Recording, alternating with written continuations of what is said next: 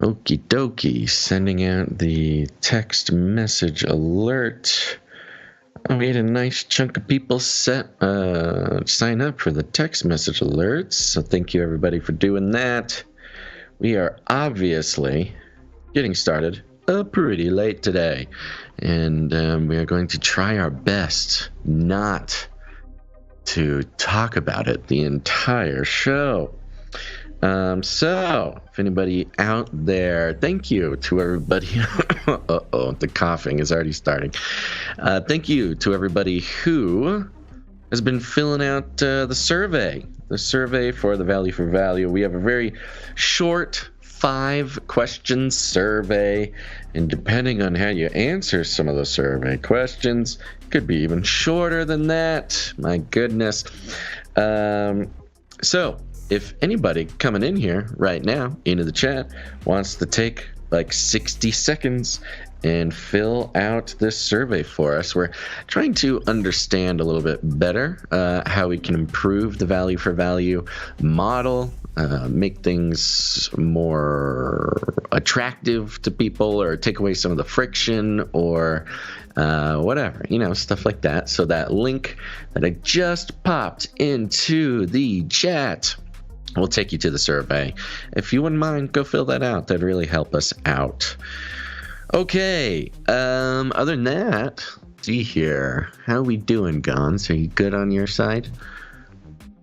And and other than that, go to canarycry.party. Check out all the fun stuff we got for you there. You can, we haven't mentioned it recently, but the Discourse channel, I know there's two different things. There's the Discourse forum, and then there's the Discord chat. Two different things. But if you go to canarycry.party, you'll see a link for canarycry.community. It is sort of a social media zone that is not algoized. It's not connected to any other major platforms. It's just kind of a nice little quiet space where all the Canarians can get together and talk about whatever they want to talk about. So that's canarycry.community. But while you're at it, also join the Discord channel. That Discord channel is popping. I'll tell you what. Find it all at canarycry.party. Okie dokie. Let's get the show started, baby. Let's go.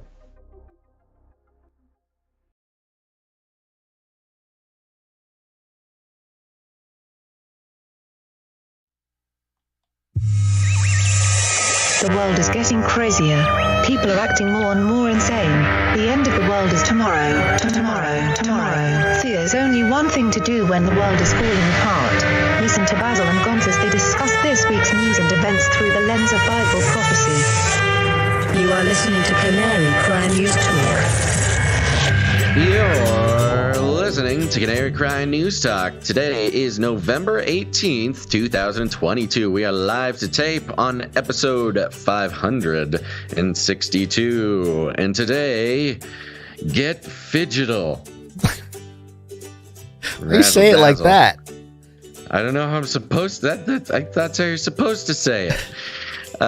Signing on from Off the Grid, Razzle Dazzle. I'm your best buddy, Basil. And my name is Gons, formerly of the Face Like the Sun YouTube channel, director of the Age of Deceit films, who also happens to be your favorite Asian provocateur for Christ, a.k.a. the Cabana Boy, live to tape from California to serve you podcast that brings you the best news, which is the gospel message of Jesus Christ, while reporting the egregious with a well-rounded, biblically grounded take on world events and today's emergent phenomena.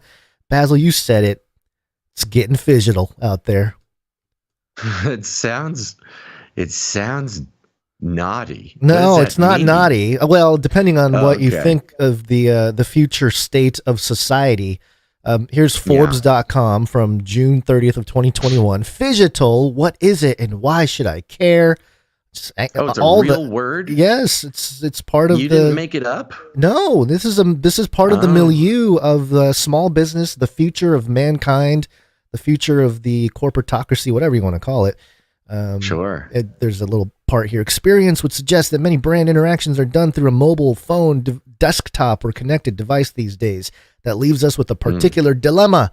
How do experts design for immersive in-store experiences while leveraging the efficiency and instant gratification of the digital world? This is the essence of the phrase PHYGITAL, the combination of physical and digital for enhanced experiences. That is not a great term. No. Somebody got paid money. Somebody got paid money to think up that term.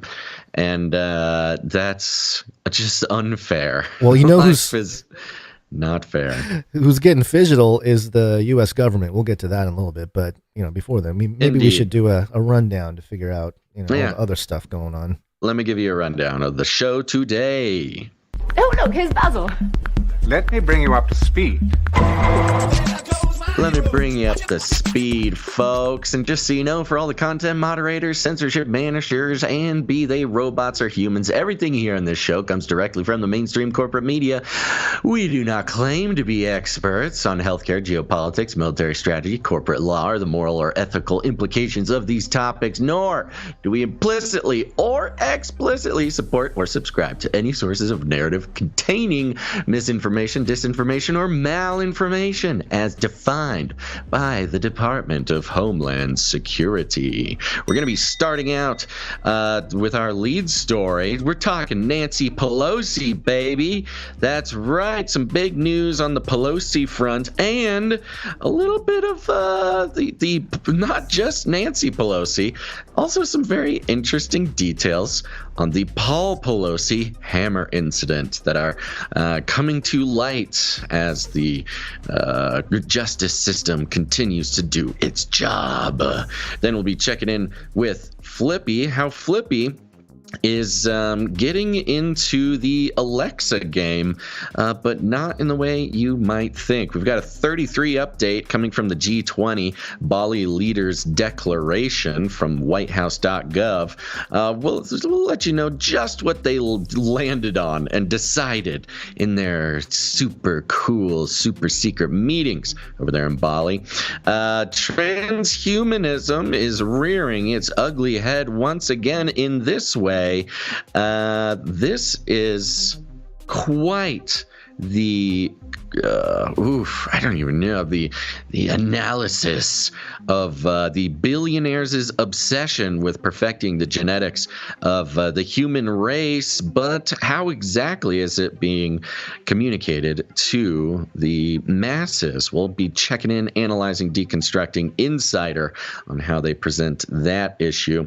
Then after the break, we're going to be checking COVID. Now here's the thing, not disease, not COVID, the conspiracy theory. No, we're talking about COVID and a related topic that I touched on many times, and that is how is COVID being used? How has it been used to secretly spy on Americans? Then we'll be checking in with China real quick. What are the sheep in China up to? And what are Chinese police stations doing in the United States and across the world? And then at the end of the show, how are mushrooms going to bring our electronics into the next century? Dang, those mushrooms, just so many possibilities, Gonzo. But first, our lead stories. Poly. It's Latin for many. Tick. They'll suck your blood. They'll suck Politics. your blood. Chocolate is good for your teeth. I like it better than anything else. I enjoy it. Chocolatey. Science is the answer. Science, science, science, and science. There she goes. We have a clip here from There she goes again. Member of Congress speaks on the House floor, Nancy Pelosi. Clap, clap, clap. Now we must move boldly into the future, grounded by the principles that have propelled us this far and open to fresh possibilities for the future. Scripture teaches us that for everything there is a season, a time for every purpose under heaven. Hey, wait a minute. Wait. What? I thought separation of church and state. What is this bringing up the Bible, Pelosi? Yeah, what's going on here, Pelosi? Which is it? Are you a Bible thumper, or do you believe in the separation of church and state? Are you a Christian nationalist? What if that's the direction she went? She just fully 180s into full-on Marjorie Taylor Greene territory. Yeah, post service of the government. Yeah, she goes totally against. Yeah, that would be a mind trip for everybody. That's certainly something that would be interesting. But let's continue. Here. Keeping it fresh, keeping it novel. My friends, no matter what title you all, my colleagues, have bestowed upon me, speaker, leader, whip, there is no greater official honor for me than to stand on this floor and to speak for the people of San Francisco. This I will continue to do as a member of the House, speaking for the people of San Francisco, serving the great state of California, and defending our Constitution. And with great confidence in our caucus, I will not seek re-election to Democratic leadership in the next Congress. For me, the hours come for a new generation to lead the Democratic caucus that I so deeply respect. And I'm grateful that so many are ready and willing to shoulder this awesome responsibility. Madam Speaker, standing here today, I'm endlessly grateful for all of life's blessings. For my Democratic colleagues whose courage and commitment with the support of your families have made many of these accomplishments possible. In fact, could not have been done without you. Okay, I think we're good. So yeah, it's interesting. Yeah, she kept her promise. It was a little shaky there. Of course, she recently, in the past year or two, made a promise to step down at the end of 2022 to make way for a new generation of Democratic leaders. But after the Paul Pelosi incident, she made a statement, and this statement was touted across the internet, that the hammer incident made her rethink her decision to step down. So it was maybe, I believe it was probably like a weather balloon, a test balloon to check the winds of change to see if they favored Nancy staying in for a little bit longer. And it turns out that was not the message that came back. So there she goes. She steps down. She will not be seeking re-election or at least as the Speaker of the House. So there you go. So there are certainly some people across this nation who are excited to hear this. Will it change much?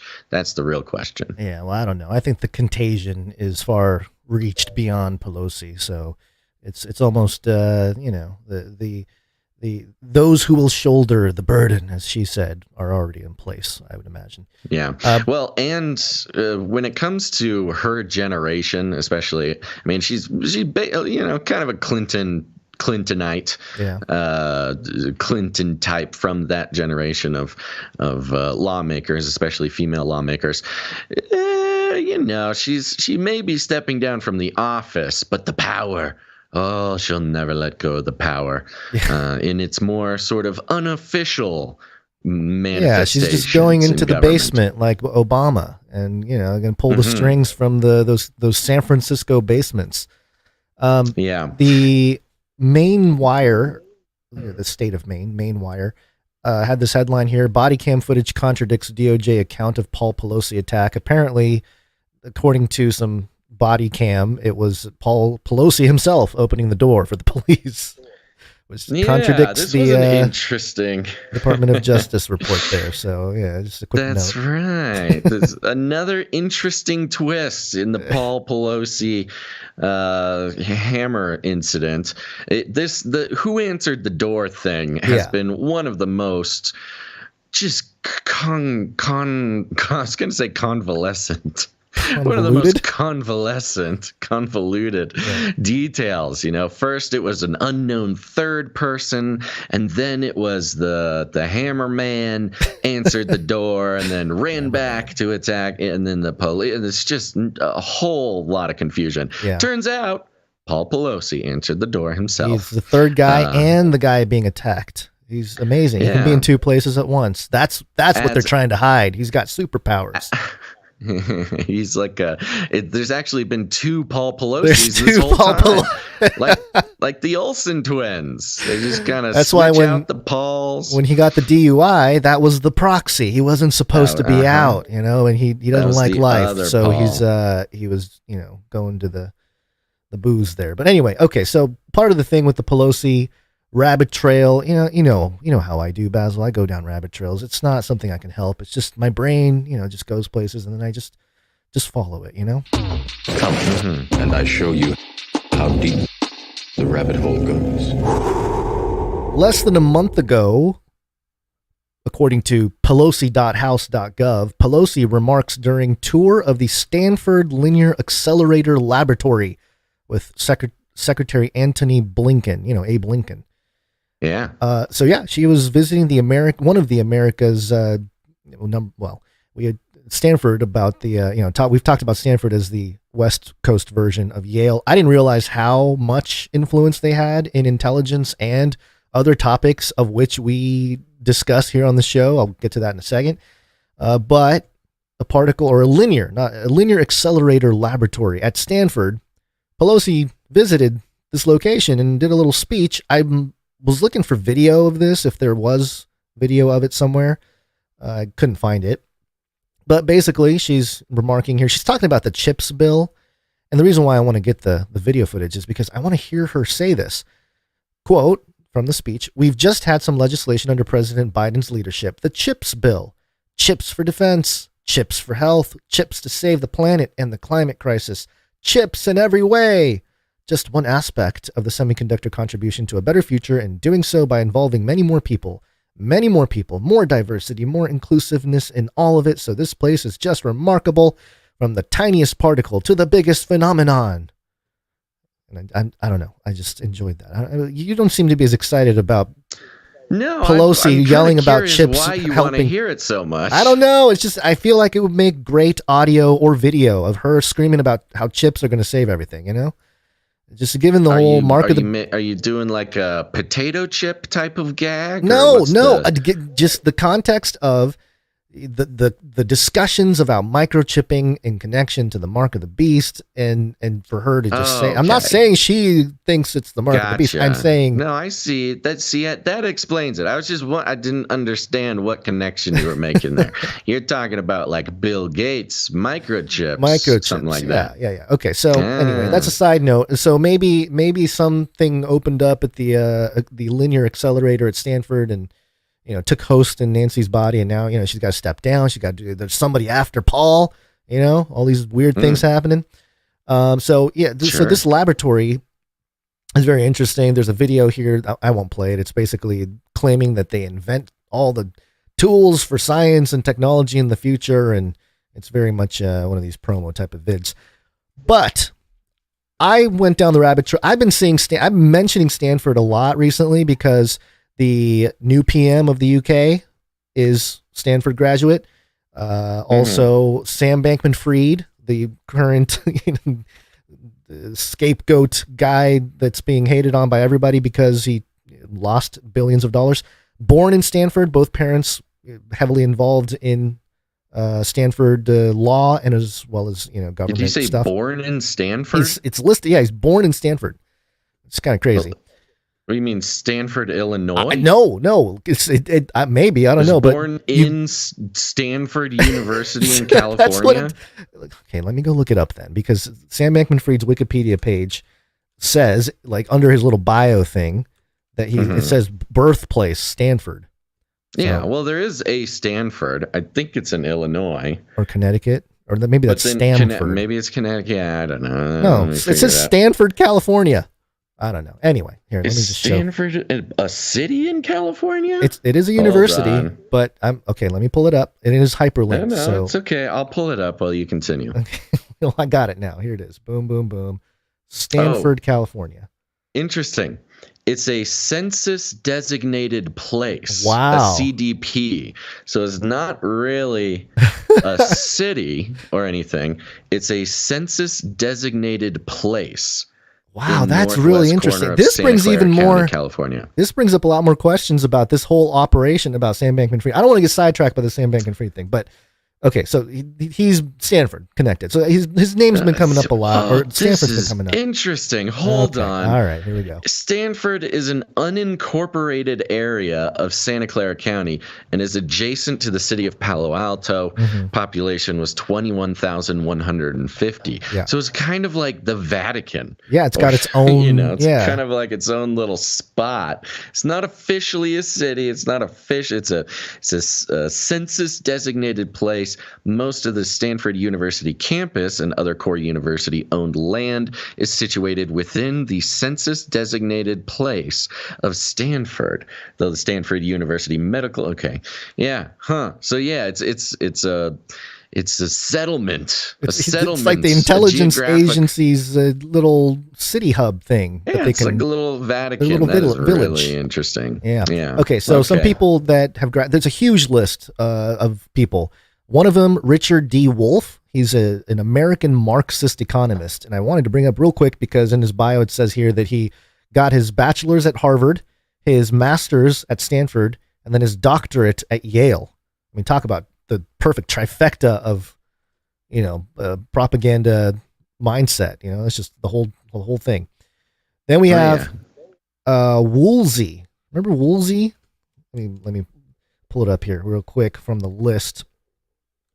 So there's a lot of artificial intelligence people, Turing Award winners, but the 16th U.S. Director of Central Intelligence, R. James Woolsey. If you don't remember who Woolsey is, I do have this quick clip from Lauren Ingraham from, a couple years ago maybe. This is the guy. Have we ever tried to meddle in other countries' elections? Oh, probably, but it was for the good of the system in order to avoid the communists from taking over. For example, in Europe, in 47, 48, 49, the Greeks and the Italians, we don't do that now, though. We don't mess around other people's elections, Joe. Only for a very good cause. Can you do that? Do a Vine video on a former CIA director. director. Only for a very good cause in the interests of democracy. Right. Interest of democracy. That's right. Num. That guy's Stanford. Here's the other thing, Basil. I thought you would get a kick out of this. Is let me see here. Sorry, I apologize for the quick delays here, but there is a roboticist, the first computer-controlled robot car, but also, where is it? Here it is. Victor Scheinman, inventor of programmable robot arm. What? Stanford. I'm telling you. Flippy. Stanford is almost like the daddy funnel. Is from Stanford. Flippy's father is from Stanford. Yes. No, I'm just starting to see the pattern of, wow, so many influential people in governments, politics or whatever, but also science, technology. Yeah, it's close to Silicon Valley. It's a stone's throw. I don't know. It just seems like they have really been developing this general area at Stanford University is sort of the funnel, the gateway to. Yeah, it's kind of like the West Coast Ivy League type of thing. But it's very technically involved, very much technology-based type of thing, which is sort of the theme of this episode. It comes up multiple times. But in any case, sorry, rabbit trail. Side note, but also that's where Nancy Pelosi was a month ago. She probably had an influence in shaping the culture over there at Stanford over her years in government in California. And so there you go. Yeah. Congratulations, Nancy. Go sail off into the sunset there. Take a break. Go hit the beach in Aruba, Nancy. Yeah. And while she's doing that, we are going to be celebrating the fact that it is Friday. It's Friday. Keep playing with the Friday thing. Hold on. There's more. You're gonna learn today. Cause it's Friday. You ain't got no job. And you ain't got shit. Are you not entertained? It's Friday.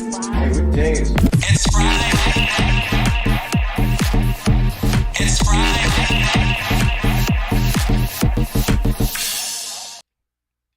That's right. It's Friday. Gons, you have any news to send us off into the weekend? I had a thing today. The kindergarten child had their Thanksgiving feast thing at school, so I had my first Thanksgiving meal of the year. You know, the turkey and the mashed potatoes and all that. So if I'm a little groggy and a little slow, that tryptophan, is that tryptophan? Is that the thing that's in turkey that makes you sleepy? Tryptophan, trip to Hawaii, trip to Aruba.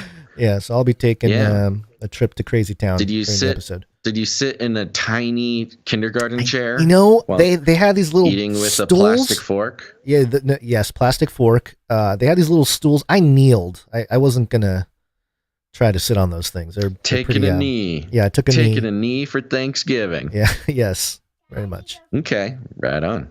Oh, okay. Well. We won't blame you. Of course, we got a late start today, so everybody's going to be a little groggy. But yes, the tryptophan is hitting hard. I had maybe the weirdest day that have ever had yesterday. Boy. And I was prepared to talk a lot about it, and I don't think I'm going to do that anymore. But I will say, just put it in your journal, you know. Yes, had some. This is my journal, Gons. It's my audio journal. Right, sure. I had some weird, just personal news in the morning, which put a weird twist on everything. I got really the most magnificent piece of Basil hate mail coming through. Came in right after that, which was a real doozy. Kind of set the tone.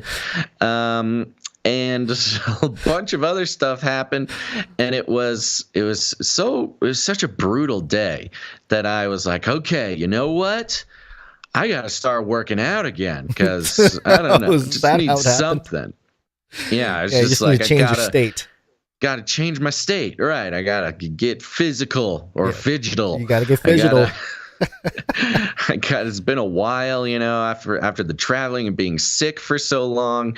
I looked at my calendar, and it had been 49 days since I had worked out.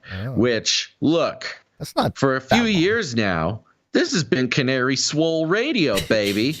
That's what you can't be going 49 days between hitting the garage gym. So I got out there. I'm like, this is what's wrong. I'm not staying beefy. The world is blowing up in my face because I haven't lifted heavy things in a while. Yeah, I gotta go lift it up, lift it out, baby. So I get out there. I get to the garage gym. I had sort of piled a bunch of garbage, storing some stuff in the gym area. So I cleaned it all out, and I'm go back into my logs to see, you know, what weights I'm lifting. It was impossible to lift the same weights that I was doing. I had lost so much strength in the past 49 days. Now, look, I've been sick. You know, haven't been sleeping well recently. Look, there's a lot of reasons for it. Yeah. But it was like, I was like getting emotional. I was like, you know, like when you watch a really good movie trailer and like they've got the hypnosis is strong with some of these movie trailers. You can kind of choke up a little bit. I'm more thinking that the veteran athlete that, you know, they're on their last leg and they do something. I'm all washed up. They take a knee. I used to be. Yeah, they're getting run around. The feeling. Yeah. I was getting like choked up with how weak my puny arms were. But back at it, I've got to. This is a call. This is the call to all other swole canaries out there. If you've been taking it easy, if you've been slacking off, it's time, baby. It's time to start getting beefy again. And it felt good. If it's you know, it kind of helped. I don't know. I hadn't really noticed it, but I think I've just been not quite myself for the past couple weeks. Yeah. Of course, large doses of NyQuil and DayQuil certainly. The chemicals, man. Probably cut back on the chemicals. Yeah, probably contributed to that problem. So I cut off all the NyQuils, the DayQuils, and getting back in the gym. I recommend everybody else do that if you are able. Get out, do something, folks. It's good for you. And with that, I'll tell you, some people have been getting out there carrying some heavy loads, lifting the heavy weights of producership. And those are our executive producers. Let's thank them now. Executive producers. That's right. We're on the value for value model, which means you, dear listener, can become a producer of the show. In fact, the only way the show continues is if listeners like you put value back in, because we take no corporate money whatsoever. And the producers who come in and support the show, like I said, the Canary swole producers carry a heavy load for the rest of us, keeping this show going, and we appreciate it very much. We've got a couple people to thank. I want to start by thanking executive producer Christine S. Christine S. Thank you very much. Christine S. comes in with a nice round number, which means we will not disclose it, but thank you very much, executive producer Christine S. Where'd you find this? Thank you, Christine. Indeed. We've got another executive producer. This is executive producer Jimmy M. Jimmy M. Thank you. Yeah, Jimmy M. comes in for $111.82. And this is explained in his note here. It says, I was trying to nail today's date and just couldn't get the 22 in at the end, because it would have gone way over my budget. So that's what he's doing. Today's date in producership, which is 11/18/22. Yeah, if he had added that last 2 in there, he would have been an Insta-night on day one, which would have been appreciated. But we understand. Thank you very much. The note continues. I did get on the bandwagon for the supply drop, and let me hear that Friday jingle, please. You got a Friday jingle. It's Friday. It's That's right. Jimmy says, woke up this morning ready to hear it. I even went back to last week's episode and looped that to wake my kids up this morning with a dad dance.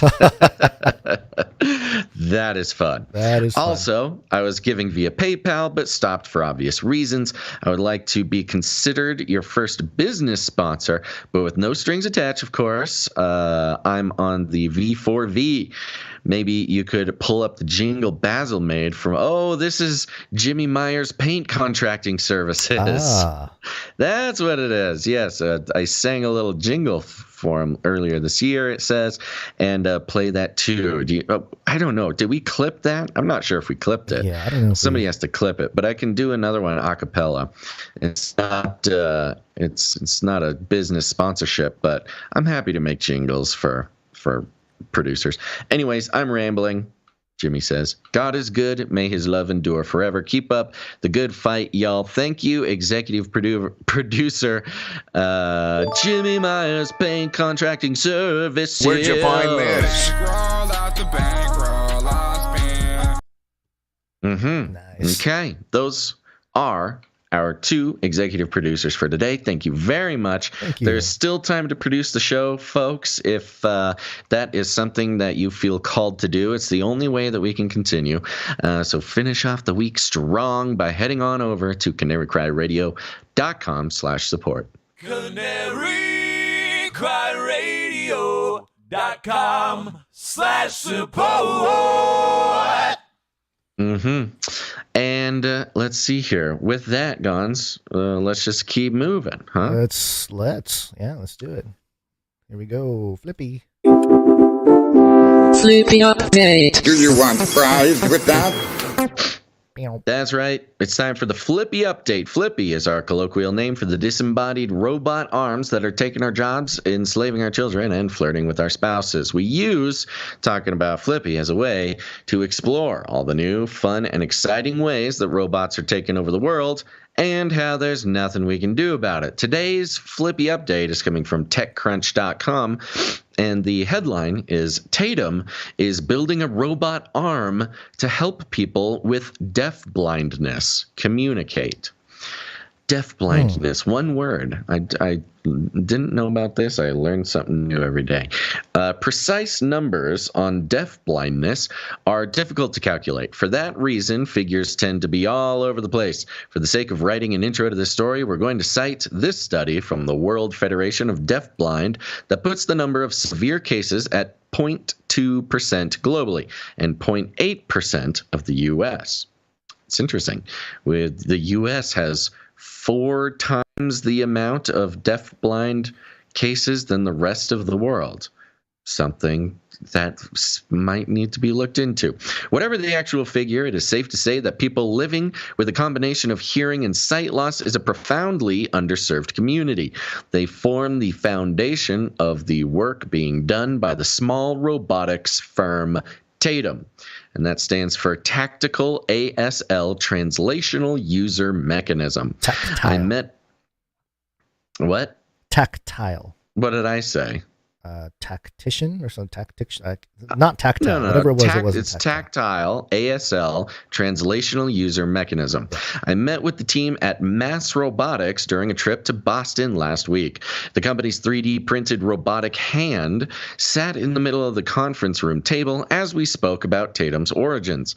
The whole thing started life in summer 2020 as part of founder Samantha Johnson's master's thesis for Northeastern University. The 3D printed prototype can spell out words with American Sign Language, offering people with deafblindness a window to the outside world.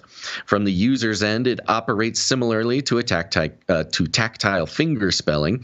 That's where someone who is doing sign language, but then the listener, for lack of a better word, is holding on to the hand or feeling the hand that is doing ASL. They place the hand over the back of the robot, feeling its movements to read as it spells. When no one is around who can sign, there can be a tremendous sense of isolation for people with deafblindness, as they're neither able to watch or listen to the news and are otherwise cut off from remote communication.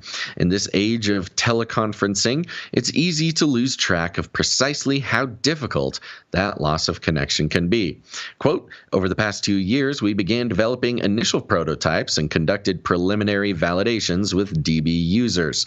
The company notes on its site, quote, during this time, the COVID pandemic forced social distancing, causing increased isolation and lack of access to important news updates due to intensified shortage of crucial interpreting services.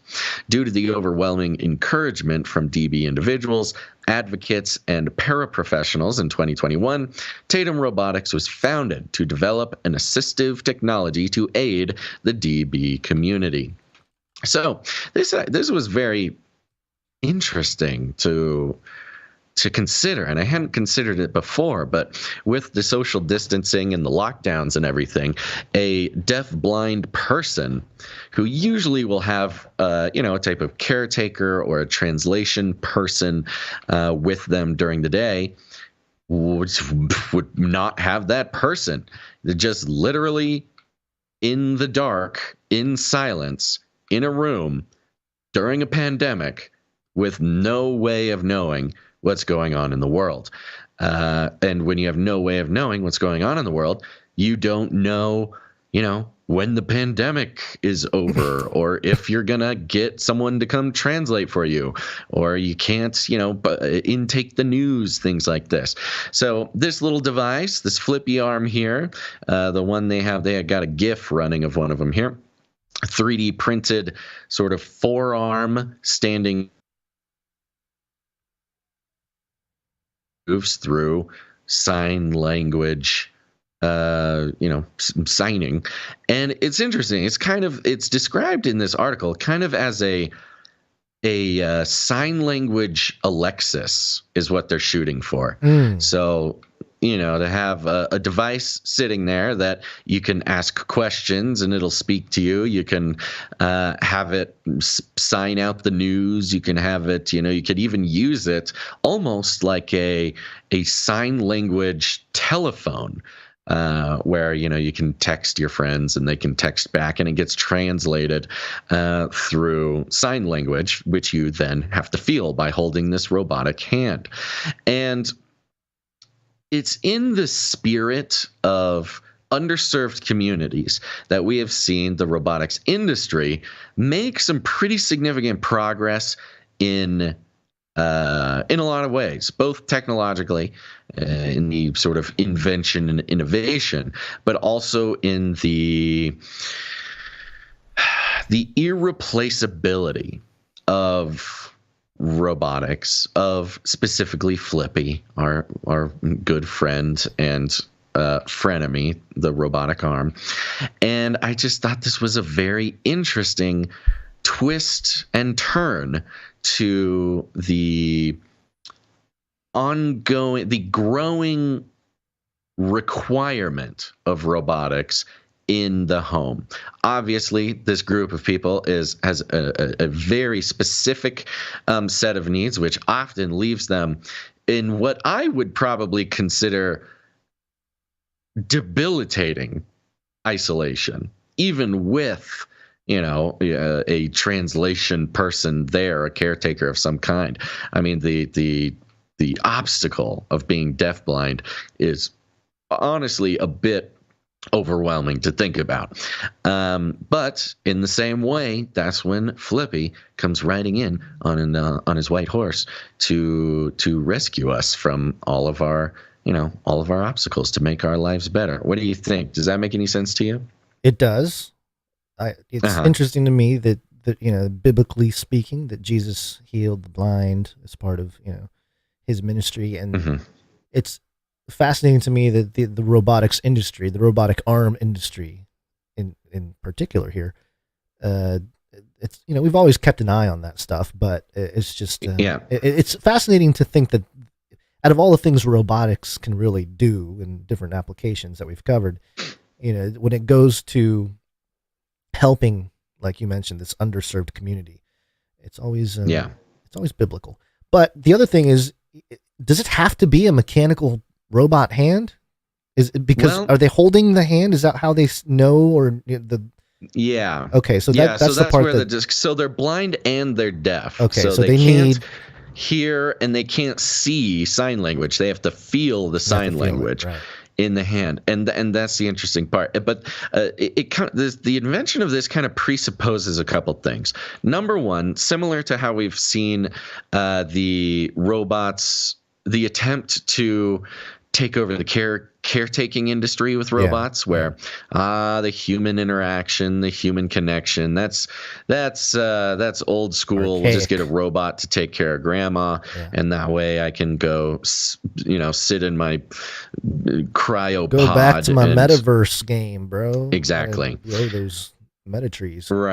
Right. The replacement of human connection in the caretaking of, not only the elderly, but in this case, the deafblind. Yeah. And, I'm not saying that this doesn't have an important use. I do kind of see it's almost like a speaker in a way, like if you can't hear, you can't see. This is the closest thing that you can have to a mechanical speaker that can play the news, it can play whatever. But again, the danger of replacing human contact. I mean, talk about human contact. Everybody needs human contact. Our elders, they need human contact. Taking that away is horrible. But in this case, the deafblind, human contact is their only way of interacting with the outside world, and to replace that on call it a permanent basis, but that sounds like hell, honestly, to never have to have a touch another human's hand. Because of course you think about COVID and lockdown and social distancing, germ safety, things like that. Yeah, this ASL, the tactile ASL is like, oh, Daddy Fauci would not be pleased, holding hands with somebody during a pandemic. So, of course, in that very specific situation, we can see this, appliance having some use. But, you consider the mistakes of the pandemic, where they probably, social distancing didn't turn out to be as essential as we were told it would be. I don't know. It's just, again, the pandemic, another example of how the pandemic is being used to transform society and how the people in it expect to interact with one another. I don't know if I have much more to say about that, but the puzzle piece that fits into that new space that we've identified, this is maybe the most stark example of that. I think we have a recording of the first message that the hand gives to the deafblind. The first question. Are you ready to become cyborg? Dun, dun, dun. Nice one. Well, there's your Flippy update for the day. 33 years backwards, 33 years forwards. 33 is the number of completion of the great work. The first temple of Solomon stood for 33 years. David ruled for 33 years in Jerusalem. The Masonic order divided into 33 symbolic degrees. There are 33 segments in the human spinal column. Jesus was crucified in the 33rd year of his life. On November 16th of 2022, the White House.gov published this document, G20 Bali Leaders' Declaration. Of course, we finally get the declaration. The declaration. We had a couple clips last episode. We know that they're at the B20, which is an event of the G20, and they're trying to get all the alphabets in there. But this whole thing, it's pretty long. We're not going to read it. It is sort of a confirmation of how much the United States in general, and it's been a while since this has happened, but really just compliant to the United Nations agenda, not to any agreement from the general population of the American citizens. But hey, it's our government. They're doing the good thing by just doing all the stuff the UN lays out there. And of course, well, it's not even just the UN. Even the WEF is specifically mentioned. The World Economic Forum and compliance with World Economic Forum suggestions and programs and private public partnerships and stakeholders. All the World Economic Forum language is. I wouldn't even say the UN participation is the biggest part, but it's like a formal declaration that WEF principles are now the guiding principles for, the global world order, of course, led by the U.S. Yeah. So number 4 here, it's essential to uphold international law and the multilateral system that safeguards peace and stability. This includes defending all the purposes and principles enshrined in the Charter of the United Nations and adhering to international humanitarian law, including the protection of civilians and infrastructure in armed conflicts. The use or threat of use of nuclear weapons is inadmissible. I thought that was an interesting line, given that the United States isn't that our whole thing? That we are sort of the top of the pyramid when it comes to these nuclear weapons, and other countries have them, but we're really the originators. We got the most. I think it's interesting that they're sort of publishing this and saying, you can't threaten with nuclear weapons like Putin. Which the U.S. It's our whole deal. Sort of implicitly is an ongoing nuclear threat. Yeah, that's what I'm saying. Right. That's the thing. Okay, so today's era must not be of war. Another interesting kind of doublespeak. You mean, like a hot war, but clearly we are in various types of war right now. Yes, official war. I mean, the U.S. is still fighting. The U.S. is fighting wars. Yeah. All over the world. Just they don't call them wars. I mean, we're currently at war in Syria, in Yemen, in Libya. We're currently at war all over the place. But no. They mentioned the macro policy cooperation, and they mentioned small island developing states. And it just made me think of the Tuvalu metaverse story from last episode. Yeah. We did the climate change metaverse where the guy, the health minister or whatever from Tuvalu, is standing in knee-deep water saying, hey, look at climate change is affecting us, so we need to get our nation island into the metaverse as quickly as possible because we're sinking. Just thought it was funny. Also, just a few other things. They mentioned price stability by central banks, of course. Recommit to accelerate achievement of the SDGs, which is the Sustainable Development Goals. A lot of what I've been covering since 2014, 2015 on the Face Like the Sun YouTube channel. But this I thought was interesting. Kind of the ESG of the early before 2000 ESG. teens. Yeah, ESG is kind of the dashboard, but before that it was SDG, the principles of the sustainable development. Right. Number 9 here, we are committed to supporting the adoption of innovative practices and technologies, including digital innovation in agriculture and food systems to enhance productivity and sustainability in harmony with nature, where we heard that, and promote farmers and fishers as livelihoods and increase income, in particular smallholders, by increasing efficiency and equal access to food supply chains. Interesting. They want everybody on. Watch out, Monsanto. Yeah, we need the farmers on board. Here's your digital ID, farmers. People doing farm work. You can continue on as long as you take this digital chip. Couple other things. Sorry, I'm trying to find the highlights here. I recommend people read it because it really is just a whole admission of, hey, we're just handing everything over to the UN policies here. Number 23, they talk about health product manufacturing capabilities. We support the WHO, the World Health Organization, mRNA vaccine technology transfer hub, as well as the spokes in all regions of the world with the objective of sharing technology and technical know-how on voluntary and mutually agreed terms. We welcome joint research and joint production of vaccines, including enhanced cooperation among developing countries. We acknowledge the importance of shared technical standards and verification methods under the framework of the IHR to facilitate seamless international travel, interoperability, and recognizing digital solutions and non-digital solutions, including proof of vaccination. We support, proof. I thought, this was a conspiracy theory, but apparently the White House is on board with the whole idea, which got us kicked off YouTube multiple times for mentioning. Well, this one is interesting because as the world has kind of started going pre-COVID way of life, it's been very quiet. Everybody's been very quiet about all the time, the money, the influence peddling, everything that went into COVID passports and digital ID.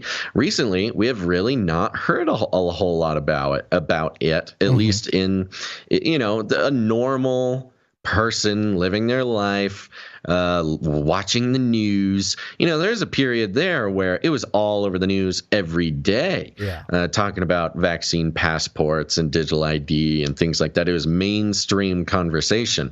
And that sort of quieted down now, while, of course, we've seen true big players in the digital ID vaccine passport, influence cadre be put into power. I mean, you got the new prime minister of the UK. You've got SBF is even connected to that whole thing. You've the digital passport, digital ID, vaccine passport, SWAT team has kind of been put into place over the past year and a half, something like that. However, not a whole lot of talk about implementation. And yet here it is right here, as we saw in the clip that we played on Monday from the whatever it's called, G20 thing. This is the Indonesian health minister talking about COVID passport or vaccine passports, digital ID, an international system, standardized system, this sort of thing. And here we go. You've got the whole world agreeing, and the White House website confirming that this is still the direction that the World Economic Forum has been sort of tugging along, while everybody, there's sort of been a breath, like a second to catch our breath. But while we do so, they're still moving forward with it. Perfect. Once everybody got distracted with Ukraine and Russia and energy supply chain, all that stuff, it was, just roll with the. So, and it goes right into the digital economy, and it talks about crypto, and it does a whole thing there. The interesting thing is that the word digital appears in this document. Oh, how many times do you think, Basil? What do you give it a guess? I bet it's 33 times. 33 times the word digital occurs in this document. I am sure that's just a coinkydink. Just a coincidence. Yeah, they talk about this was interesting. We support continued implementation of the G20 roadmap for enhancing cross-border payments, including future delivery of the initial estimates for key performance indicator, blah, blah, blah. Enhancing cross-border payments. Do you know what crypto project basically front-ran the government with this technology? Which? Ripple XRP. That's why they are being sued by the SEC, and they've been in, kind of like a deadlock for the last couple of years. They talk about stablecoin stuff, but let's look at number 33. This is an itemized list. So number 33 is actually a part of the thing here. And this actually surprised me a little bit. I didn't expect it because, sometimes I think, it's probably not going to be a big deal. This is what it says for number 33. We are committed to support all vulnerable countries to recover together, recover stronger. We welcome pledges amounting to USD $81.6 billion. It's $81.6 billion through the voluntary channeling of special drawing rights. SDRs, or equivalent contributions, and call for further pledges from all willing and able countries to meet the total global ambition of USD $100 billion of voluntary contributions for countries most in need. It goes into this resilience and sustainability trust thing. But for those who have been around for a while, the talks about a one world currency about, 5, 6, 7 years ago, really before everybody was talking about crypto, at large, crypto was around, but just in the context of what the one world currency can look like, special drawing rights, SDRs, was a center focus. Like, hey, the World Health Organization, the UN, they got this plan, this drawing rights thing. It's like a basket of currencies, and it can operate as a one world currency. And so for the White House to be like, we're going to raise this $81.6 billion, we want to do it voluntarily. You can channel it through our SDR. So, wow, I was very surprised to see that. As number 33 on the list, by the way. Yeah, it's perfect. And, of course, they have the International Bank for Reconstruction and Development, and look forward to the 2025 shareholding review. So, we heard Klaus talk about the restructuring. So they got the International Bank for Reconstruction and Development. It looks like they're just resetting everything, Basil. I don't know. They're doing it right in front of us, but there's not much people can do about it now. It's kind of too little too late when it comes to at least U.S. compliance. We'll see what goes down in 2024. That's the one thing. If Trump gets in the office, he might just undo all this just as a way to slow it down. Or, like, didn't he cut off ties with the WHO or some kind of funding with the WHO during his presidency? So, sure. But unfortunately, kind of what we saw in his first go around, whatever he undoes, it's almost like a slingshot effect. It's almost, Trump will pull back on the slingshot. He'll pull back on a lot of these globalization measures, and then the second he's gone, it just shoots. Well, it's almost like the way they built it the first time. It's kind of like, kind of creaky. It's not really working right. So we need somebody to tear it down. We got to start over. They get Trump in there. He's kicking stuff around. Everything falls apart. Are you saying that Trump was the Great Reset of the Great Reset? He's the yes. He's that's heavy, bro. The bull that was unleashed in the China shop. Yeah. To break things, and then they can put it back together with the more surveillance and stuff. Anyway, there you go.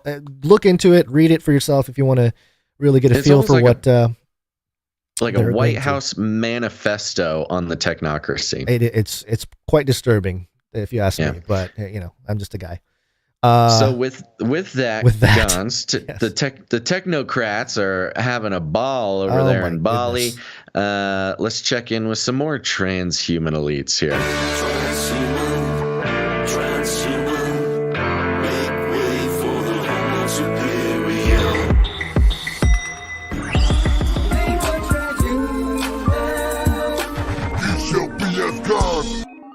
Shall be as gods.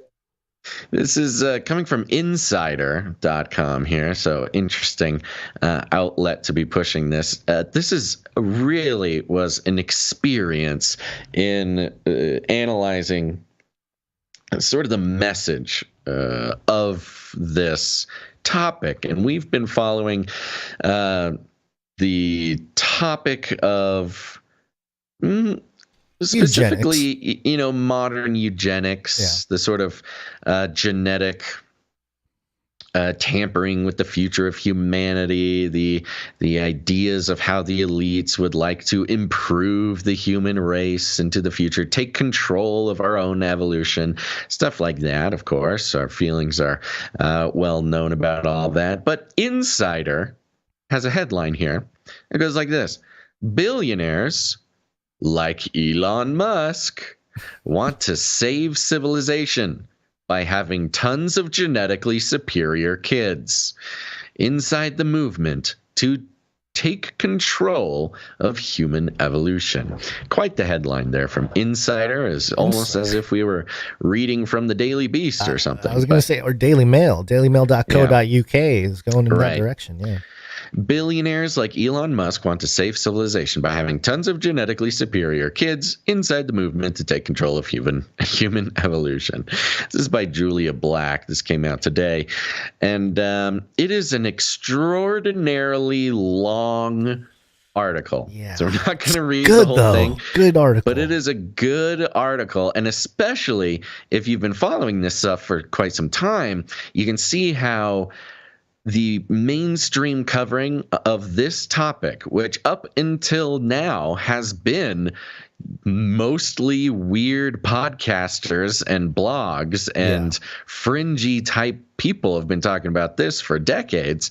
But now, it's just sort of a normal mainstream conversation from Julia Black here. Sitting in their toy-filled family room on a sunny September afternoon, Simone and Malcolm Collins were forced to compete with the whales of two toddlers as they mapped out their plans for humankind. Quote, I do not think humanity is in a great situation right now, and I think if somebody doesn't fix the problem, we could be gone, Malcolm half shouted as he pushed his sniffling child-sized Tonka truck. Torsten, cool name, Torsten, along with his 3-year-old brother, Octavian, and his newborn sister, Titan Invictus. Yes, this is my son, Torsten, my son, Octavian, and this is my daughter, Titan Invictus. No, there's no Nephilim spirit there whatsoever. I'm sorry. Continue. People were making fun of millennials for naming their kids like Apple, right? And that was more Gen X was naming them Apple and Blanket and like these weird kid names. But no, now we have Titan Invictus. Let's see here. Torsten was unwittingly joined an audacious experiment. According to his parents' calculations, as long as each of their descendants can commit to having at least 8 children for just 11 generations, the Collins bloodline will eventually outnumber the current human population. Okay. Wow. Isn't that fun? They can do math. Real quick, before we go on here, I think it's very fascinating that the phrase or the I don't know, the words Collins bloodline is at the top of this article, because there is a book that for some reason is being stored at the CIA.gov here, Bloodlines of Illuminati by Fritz Springmeier, published in 1995. This lists 13 families that allegedly have Illuminati bloodlines. One of them, there's a whole chapter in the book titled Collins Bloodline. Oh. Yeah. Interesting. Yeah, so they're one of the 13 Illuminati bloodlines. Or the and I don't know if this is the Collins, but boy, would I not be surprised if it was. They're at least being sort of talked about as if they would be. I mean, that might as well, based on their thinking, their philosophy here. But anyway, continue. If they succeed, Malcolm continued, quote, we could set the future of our species. Malcolm, 36, and his wife, Simone, 35, are pronatalists. Now, we've heard this pronatalist term come up more and more in recent years, but along with the definitions of many other words, it's sort of been evolved by the way that it's been talked about in the mainstream media. Let's see what they say here. I mean, pronatalist on its face just means you're in. Pronatalist is.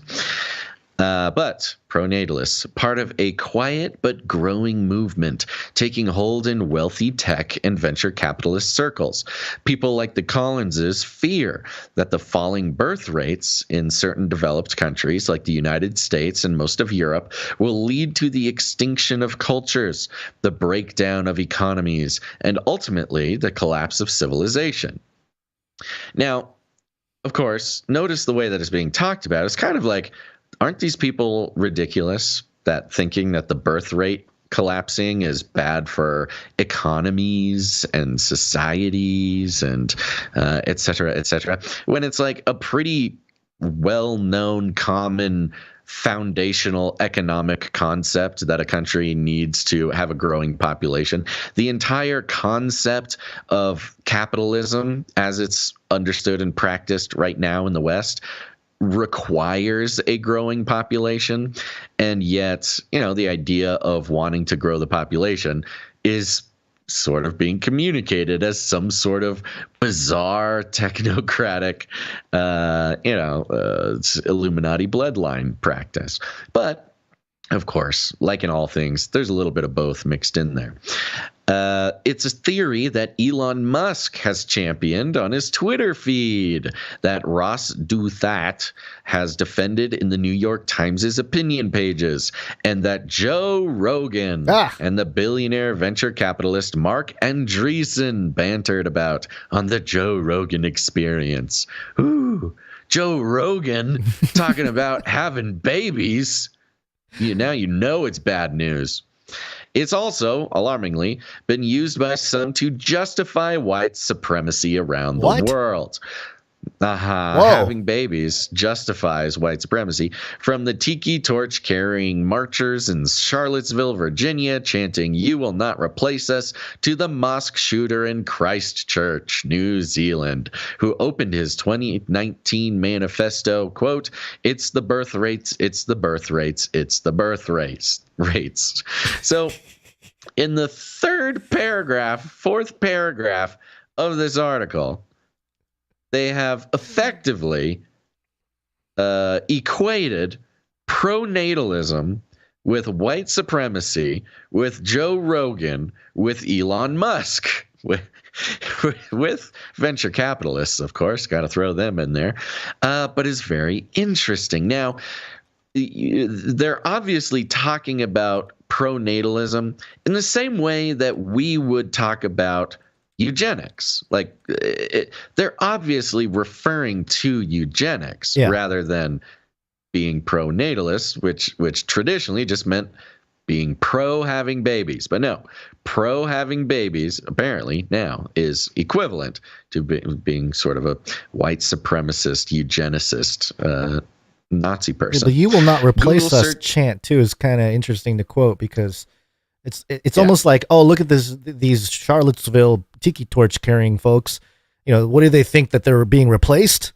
And it's kind of like, well, isn't the opposite of that? Like, you're affirming by like denying the fact that they're or not acknowledging their chant here. You're basically for the replacement of them. Period, right? Well, and I believe, I'm sure that nobody would cry if actual racists tiki torch carrying marchers in Charlottesville disappeared or were replaced. Certainly nobody in the mainstream would care. No, in fact, it'd probably be celebrated. Yeah. But where was I going with this? The point being, right, okay, and one thing that I think is sort of a misstep, or a very, very eloquent and subtle twist to bringing up the Charlottesville thing, is the "you will not replace us" chant. Isn't that a little bit more about immigration than it is about birth rates and stuff. humanity, all of humanity. Yeah, they got to. I get. I guess. I will admit ignorance on exactly what they were. I'm not 100% about, sure. but I don't remember. I thought it was more of an immigration thing. Google searches for population collapse spiked this summer after Musk continued to raise the issue in response to insiders' report that he'd fathered twins with one of his employees. According to the United Nations, more than a quarter of the world's countries now have pro-natalist policies, including infertility treatment benefits and baby bonus cash incentives. Right. So there you go. We're talking about, you want to talk about pro-natalism. People talk about the socialist countries in Scandinavia having, incredible benefits to encourage people to have babies. Just because, they're small countries, they need population growth. And so they have socialist principles that make that more achievable and more, incentivized. Meanwhile, a spat of new assisted reproductive technology startups are attracting big-name investors, such as Peter Thiel and Steve Jurvetson, fueling a global fertility services market that research and markets projects will reach $78.2 billion by 2025. Okay. I reached out to the Collinses after I received a tip about a company called Genomic Prediction. And then it goes into genetic testing of babies. And we've talked about this in the mainstream conversation about genetic testing for babies. You can check your embryos and see which ones will have genetic diseases or et cetera, et cetera. Of course, it always sort of spirals to, well, then if you want your baby to have blue eyes, you can also check that and do that. And what are the ethics? What are the this? And that's sort of where it starts devolving into the actual sort of Nazi eugenics ideals. Are you keeping up? What do you think so far? Yeah, no.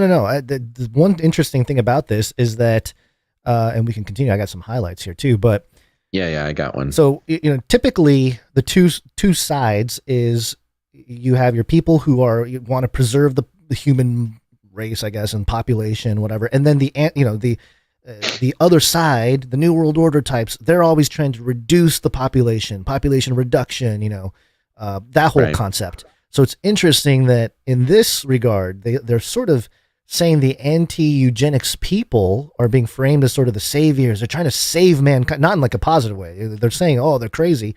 So they're coming from the population reduction presupposition. The article is written from that angle. But it's interesting how they're framing these wealthy pronatalists as these sort of they're equating it. Yeah, I don't know. It's interesting. They're equating them with these white supremacists and all that stuff, but also it's like the actual class that they want to. I don't know. I had it all cleared out in my head, but I see what you're saying.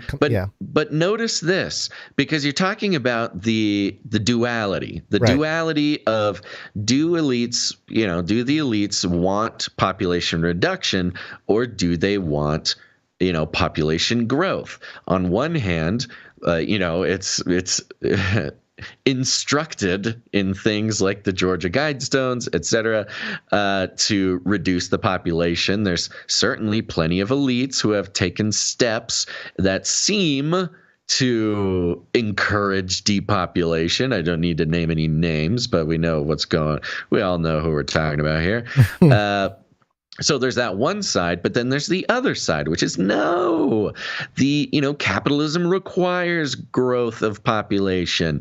The elites actually they're pro-natalist. They don't want to depopulate. They want to maximize population. So it's a duality of the situation. And notice how easy it is to manipulate the conversation in the mainstream either way you want to go. And I think that's part of the beautiful part, is part of the beautiful propagandistic dance that we see in so many topics being brought up in the mainstream, but especially sort of big meta future of humanity topics. We watch it. It's part of what we sort of keep track of is the the back and forth dance of this communication to the masses, which has lots of benefits to the current power structures. Yeah. Now listen to this part. Yeah. An obsession with producing heirs is hardly a new phenomenon. Elites have used lineage to consolidate money and power for most of human history. So going back to one thing you always have to keep in mind, SEO, search engine optimization. So many phrases in this article are, you know, what you would consider conspiracy theorist phrases. Sort of capturing those keywords and exactly. It's keyword capturing to divert, you know, I'm sure they're hoping a large sort of fringy minority to change the fringe conversation to, you know, from they're trying to depopulate to the elites and lineages and Collins bloodline and capturing these keywords to change the conversation to, no, it's the elites that want more babies. You don't like the elites, right? So don't have more babies like them. You know, it's a very sort of twisty-turvy and subtle way to guide the conversation. They're even talking about, in this article, they're talking about Google searches of pronatalism. They are fully aware of how the big tech companies like Google, you know, have the assets that it takes, the assets and the strategies to track and guide conversation. And this article, in its very existence, is a tool to capture and change the conversation. So elites have used lineage to consolidate money and power for most of human history, but as couples in the developed world are increasingly putting off parenthood until later in life or abandoning it altogether, people like the Collinses are looking for hacks to make large families feasible in a modern secular society. I mean, that doesn't sound so bad. What does it kind of sound like? It sounds like a return to traditionalism. You know, we've seen a tide of returning to traditionalism. And of course, who else likes having lots of babies? Christians, religious people. They both said they were warned by friends not to talk to me. So this is the Collinses being warned not to talk to the reporter. After all, a political minefield awaits anyone who wanders into this space. The last major figure to be associated with pronatalism, I'm going to read you a name, Gons, and I want you to tell me if pronatalism is the first word that comes to mind when I read this name. The last major figure to be associated with pronatalism was Jeffrey Epstein, who schemed to... Jeffrey Epstein, yes, what's the first word that comes when you think of Jeffrey Epstein? Pronatalism? What? Of course, all the propaganda, all the news outlets were telling me how pronatalist he was. That was his big thing. Yeah. It started as a fringe conspiracy theory that Jeffrey Epstein was a pronatalist, but it turns out he was a pronatalist all along. No, of course not. The last major figure to be associated with pronatalism was Jeffrey Epstein, who schemed to impregnate 20 women at a time on his New Mexico ranch, which is true, by the way. Genetic screening and the underlying assumption that some humans are born better than others often invites comparisons to Nazi eugenic experiments. Oh. And okay. So, man, the keywords just keep popping up, don't they? And then there's the fact that our primary cultural reference point for a pronatalist society is the brutally misogynist world of The Handmaid's Tale. So, working in the good, predictive programming there. And, you know, it's interesting because as the reporter writes, the reporter is making their own comparisons of pronatalists, people in favor of having babies, with Nazis. with Jeffrey Epstein, with Charlottesville, with Christchurch, with Joe Rogan, with Elon Musk. They are the reporter is making these comparisons, and yet there's not a single one, maybe with the exception of Jeffrey Epstein, who literally did want to create genetically superior children. He thought that that's what he was doing. But there's no quotes from the Collinses. Yeah, there is. What I'm saying is the Collinses, not that I read, maybe you have one, but the Collinses are not saying our children are better than everyone else's children. Our genes are better than other people's genes, and that's why they're doing this. They're just saying, hey, we want to have a bunch of kids. Figure it out, man. That's how society survives. But it's also part of the technology that they had access to. So there's a quote here. The Collinses became the public face of the technology, which is the technology to do genetic testing and pick the best embryo. After being featured in a May Bloomberg article, the Pandora's box of embryo testing is officially open. I think we did report on this. No, it's but that's what I'm saying. It's not that the Collinses' genes are inherently better, and that's why they're Nazi psychopaths. It's that they have access to this technology where they can pre-screen the genetics of their children to make sure that there's no diseases or whatever. Right. That's what you see the difference that I'm pointing out here? Yeah. So the quote here from the Collins, I think Malcolm here, says, "We are the underground railroad of Gattaca babies and people who want to do genetic stuff with their kids," Malcolm told me. Yeah. So there's this was interesting too. The Collinses invited me to stay in their home in Valley Forge, Pennsylvania, before we'd even spoken on the phone. Parentheses, following our first call in which I disclosed that I was single but hoped to have children one day, Simone also emailed to invite me to join their matchmaking network for high-achieving individuals. Quote, "As you can probably tell, we're heavily invested in helping people have families, as the headwinds against having kids are strong these days." So there you go. Yeah. Interesting. So it is sort of the conservative... I see what you're saying. Well, it's technocratic.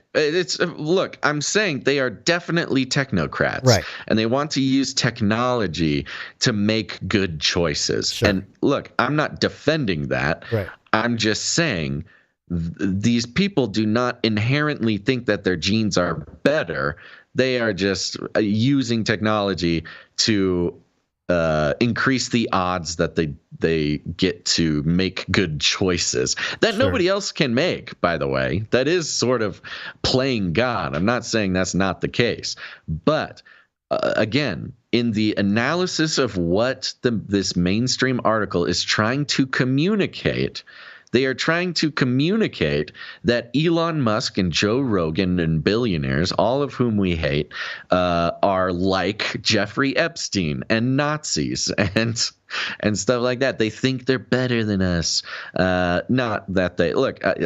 Again, it's weird to be in the position that I'm trying to distinguish between two things I disagree with, but that's simply all I'm doing. I'm just distinguishing what this mainstream reporter is trying to communicate with the actual technocratic dream, which I think, and the reason I'm being so nitpicky about it, Gons, is because you and I have been studying the technocratic dream for a decade, and this person is sort of ignoring all of our tireless work and just calling them Nazis instead. It's lazy. It's lazy reporting, Gons. By the way, just as a side note, the Collinses, the family featured here, I believe they're from Stanford. And that wouldn't surprise me. Simone, meanwhile, came from polyamorous Tai Chi practicing hippie parents in Alameda, California. Californians, man. Do you know where Alameda, California is? Yeah, it's a Silicon Valley area. Very close to Stanford. Yeah. So I don't San know. Jose area. It just keeps popping up. Stanford MBA is what Malcolm has. And so that's also just another thing there. Oh, CRISPR's mentioned in here. So the data capturing. Listen to this. While pronatalism is often associated with religious extremism, the version now trending in this community has more in common with dystopian sci-fi. The Collinses, who identify as secular Calvinists. What is that? Yeah, have you heard of secular No, Calvinists? I have not. Are particularly drawn to the tenet of predestination. Yeah, sure. So they're secular, just doesn't believe in God or God in the way other Calvinists would, but they still believe in predestination, which suggests that certain people are chosen to be superior.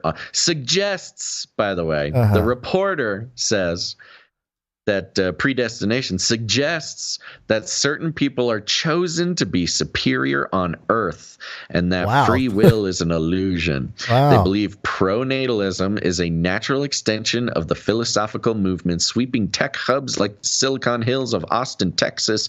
Our conversations frequently return to transhumanism, efforts to merge human and machine capabilities to create superior beings. Long-termism, a philosophy that argues the true cost of human extinction wouldn't be the death of billions today, but the preemptive loss of trillions or more unborn future people. And effective altruism. Where have we been hearing about effective altruism? Didn't Mr. Elon do a little tweet about that, about Sam Bankman-Fried? Sam Bankman-Fried was an effective altruist. And what that means is you make as much money as possible. You do whatever you have to do to make the money, because the more money you have, the more good you can do. You know, he did give away all his money, but he accidentally gave away all of the people's money too. So yeah, he did it wrong. He gave it to the Democratic Party. Yeah.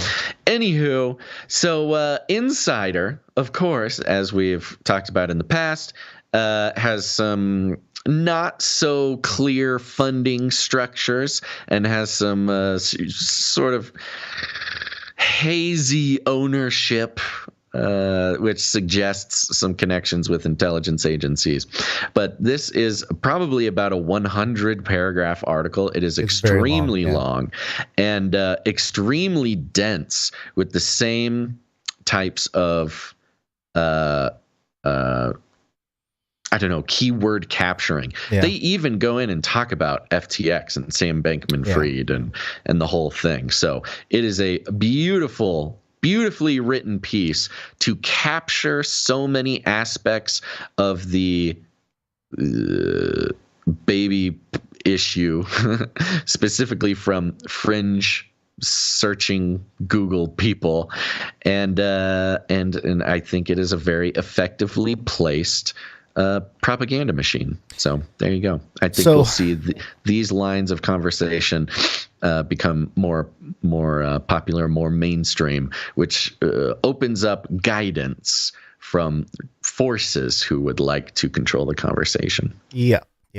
So I see this also in just more clearly now as trying to, I guess, establish, they almost want the conservative movement to adopt a technocratic sort of ethos or something, because it's been happening. Well, I think it's been happening for sure. It has been happening. Sort of infiltrated. Yes, it's definitely been happening. But this is the first time where we're really seeing the stones being thrown in the context of the conservative technocrat. You know. Right. So it's very interesting, because you have the divide and conquer here, and it's almost like, and this also, at the center of this will be the ethics of technology, the conversation, right? And now we will have political representation for the two different sides of the ethics, which is again, we talked to Dr. Hugo de Garis about the splitting of human civilization and the Terrans and the cyborgists and the cosmists and all that. It all seems to be playing out.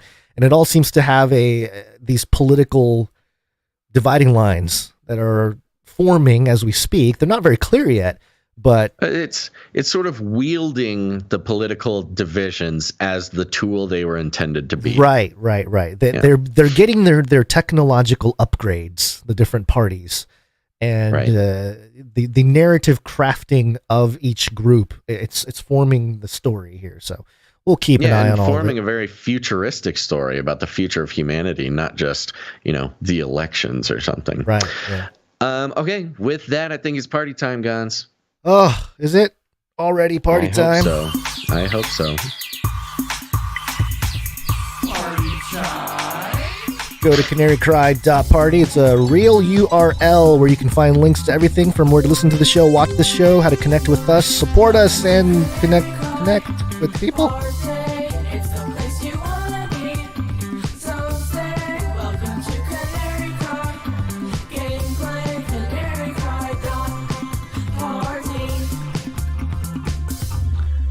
Yep, go check it out. You can listen to Ravel there, which is a podcast I do with Dr. Christopher Ryan Gates. We got new episodes coming out now. You can find links to all of our community resources, to our street team resources. It's just go click around. It's a fun place to be. You can also join our text message alert system there, which we highly recommend you do. I see we had a nice big group of people join last episode. So if you're interested in getting updates, having more of a direct line of communication and notification rather than relying on those pesky big tech platforms, you can join our text message notification system. We don't take any personal information, and we just send out an alert before we go live, and we'll include, any relevant links or things like that. You can text the word Canary to 877-740-3226. That's Canary to 877-740-3226. And with that, let's thank some producers. It's break time! Come on, take a break. It's value for value, folks. We don't take any money from any of these technocratic billionaires. How dare you? Someone emailed again, and they've emailed this exact thing before, saying that people don't like it when we talk about corporations because some of us work for corporations, and it's offensive that we talk about corporate money. And I think this person didn't. The last time they told us this, we actually gave a very thoughtful and extended explanation. I'm not sure if they heard it, though, so I'll say it again, which is, we're not saying all corporations are inherently evil. The sort or the of people that work in corporations. Yeah, or the people, or the legal entity. I mean, let's be honest, a corporation is a legal entity that is meant to shield individuals from the ramifications of their actions. Yeah. But that doesn't mean every corporation's evil. But we do think that having corporate money controlling the ability for independent media to do their jobs is what got society and much of the problems that it's in the first place. Because when corporations use advertising dollars as a way to either censor or control or all the different versions of how corporate money comes in and messes up the potential that an independent media outlet has. I mean, that is where the term brand friendly came from, where you had to be brand friendly in order to take advertising dollars. Protecting advertisers is the justification given all the time to censoring, kicking people off of YouTube or Twitch or whatever. Corporate money involved in independent media is a control mechanism. Not saying corporations are evil. They are a legal tool that can be wielded in all sorts of ways. So there you go. That's a little bit about that. But we don't take any corporate money because we have no desire to be brand friendly. And you don't listen to this show because you want it to be brand friendly anyways. But it does mean But if you get value out of it, join the revolution and you do your part. All it is if you get value out of the show, you can put value back in with your time, your talent, or your treasure. And that's why we're going to thank some people right now. We thanked our executive producers at the top of the show, Christine S. and Jimmy. Thank you very much. But we got a few more people to thank, starting with some supply droppers. Oh, supply drop.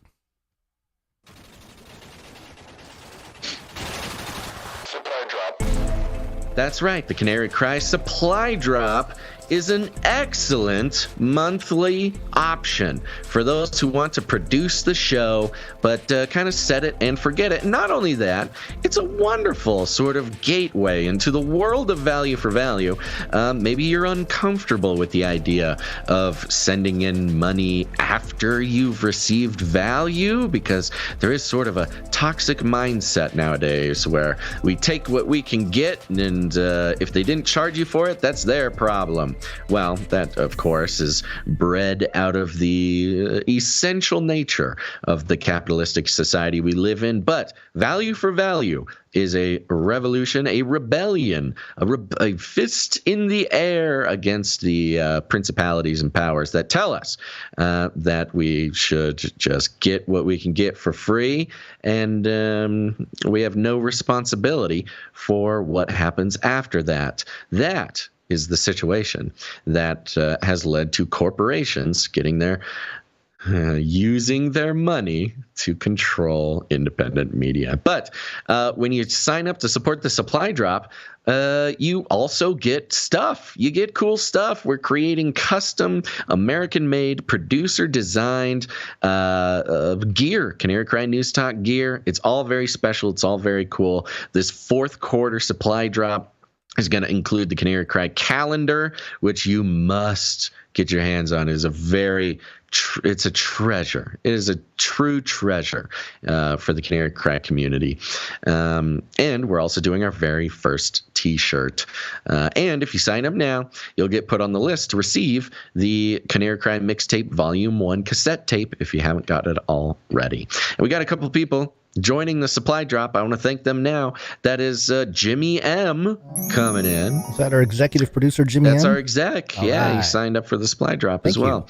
And we also had James M sign up. Jimmy M and James M. And I did have to do not the same person. They are different people. Okay. So thank you, Jimmy M, and thank you, James M, for supporting the show. And I hope you enjoy the supply drop. We're all waiting for the supply drop. Okay. Oh, if you want it, go to Canary Cry Supply Drop. Sorry. Don't do that. If you want it, go to canarycrysupply.com. Waiting for supply drop.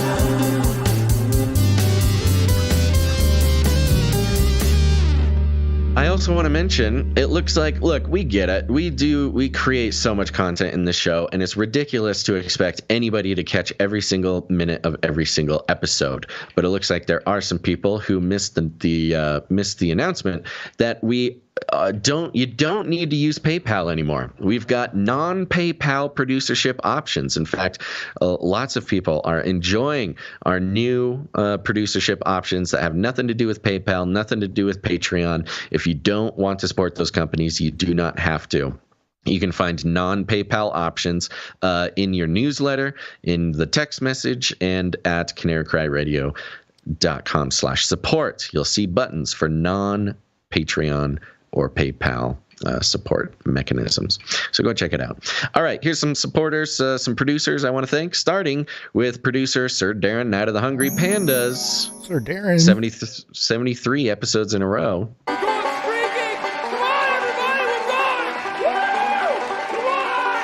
Thank you, Sir Darren. Yeah, Sir Darren comes in with 33 plus fees and a note. Today is my wife's birthday. I hope she has a great day. Happy birthday. Happy birthday, Lady Knight of the Hungry Pandas. Sir Darren's wife, thank you very much. Thank you. The note continues. I hope she has a great day. Thanks for doing the show. Thank you very much for producing the show, Darren. We couldn't do without you. Thank you, Darren. Next up, we've got producer Jabri P. Jabri P, thank you. Jabri, yes, comes in. Nice round number, which means we don't read it on the air, but thank you for the support, Jabri. Malik W, producer Malik's here. Thank you, Malik. Good to see you. Yeah, thank you, Malik. Good to see you. Another nice round number. Producer Tammy C is in the house. Tammy C. Thank you very much, Tammy. Yeah, and Tammy came in, well, it says in the note here, I donated $9.33, even though on my end here, it looks like $10.11. I know what 33, so it's the fee structure there is what did that, Tammy C. I know that I know what 33 stands for, but when people donate an amount with 33 in it, is that a positive thing? I just don't want to identify with the 33 crowd. God bless you. Yes, it's been a controversial practice here at Canary Cry for quite some time. It's sort of a cheeky type of thing. It's sort of a tongue-in-cheek making fun of, because 33 originally a sort of secret hiding in plain sight messaging number for some shadowy elites. And we've made a fun practice of pointing out when 33 is being used to message something. And so sort of kind of like how Insider is doing there, flooding the zone with 33s in order to strip it of its power, strip it of its, its secret messaging eliteness has been kind of the fun and why a lot of people use 33 in their producership. So you certainly don't have to, but like you just experienced, producer Tammy C, sometimes it just pops up out of nowhere. Yep. Thank you, Tammy C. Okay. Next up, we got producer Samantha. Producer Samantha comes in with 1111 plus fees. 11. Thank you, Samantha. Note says, happy almost Thanksgiving, Basil and Gons, and all Canarians. I'm thankful for getting to follow along with your podcast for the last 2 years. All the love, Samantha. Thank you very much, Thank you, Samantha. Appreciate it. Yeah, Thanksgiving. Yeah, well, we'll announce our Thanksgiving stuff later. Okay. Next up, we've got a returning producer. I haven't seen this guy in a while. It's producer Dr. Who Done Dat. Dr. Who Done Dat is back. Comes in with 1111. 11. Note reads, long time no producing, but when the Holy Spirit nudges, it's probably a good thing to listen. This is the first holiday season without my sister, and tomorrow would have been her 30th birthday. Definitely need some prayers for my family. God bless. Yes. Why don't we do that? Let's call the producers. Producers, assemble! Yeah, we're going to be praying for Dr. Who Done Dat and the family there. They lost his sister. And yes, very, very sad. And we are thinking about you, Dr. Who Done Dat. We are praying for you. So the whole Canary Cry family, we're praying for your family. And, of course, always reach out if you need someone to talk to about that stuff. Yep. Thank you very much, producer Dr. Who Done Dat. Thank you very much. Next up, we've got producer Sir Moore of Night of the Burning Chariots with 1111, 167 episodes in a row. 11. Yeah! The street. Best thing on 2 feet. Thank you, Sir Moore. We also have Sir LX Protocol V2, Night of the Berean Protocol, 102 episodes in a row. Yeah! Tweaker. Oh, yeah! Man, thank you so much. Thank you. Sevens and fees. That, I believe, I'm going to do a quick refresh, make sure nobody came in at the last second there, although I could probably just save them for later if that's what we want to do. But that does conclude the list of financial producers. No, it does not. We got one more. Ooh, one more. Here we go. We got one from producer Johnny Cool. Ooh, Johnny Cool. Yeah, Johnny Cool is a little rascal coming in with 6666. Uh-oh. What are you trying to say? How's that, Johnny Cool? Has a note, says, this is Johnny Cool. Keep doing what you're doing. Really appreciate it. Producer Johnny Cool. Thanks very much. Okay, that concludes the list of financial producers who come in the amount of 777 or more, which entitles them to have a note read on the show. We got a few more people to thank. We're going to do that now, starting with Dane Gale, Canary, Whisperer, and Lady of X's and O's on a 197 episode streak. Mm-hmm. We got Sir Casey the Shield Knight on a 233 episode streak. Wow. We got Veronica D on a 197 episode streak. Thank you, Veronica. We got Sir Scott, Knight of Truth, 222 episodes in a row. Thank you, Sir Nice Scott. row of ducks there. And of course, we've got Runk Smash on an 18 episode streak. Thank you, Runk Smash. Which gives him some sort of jingle. What's 18? This is Charlie, November Tango. You are approaching supernova. Repeat, you are approaching supernova.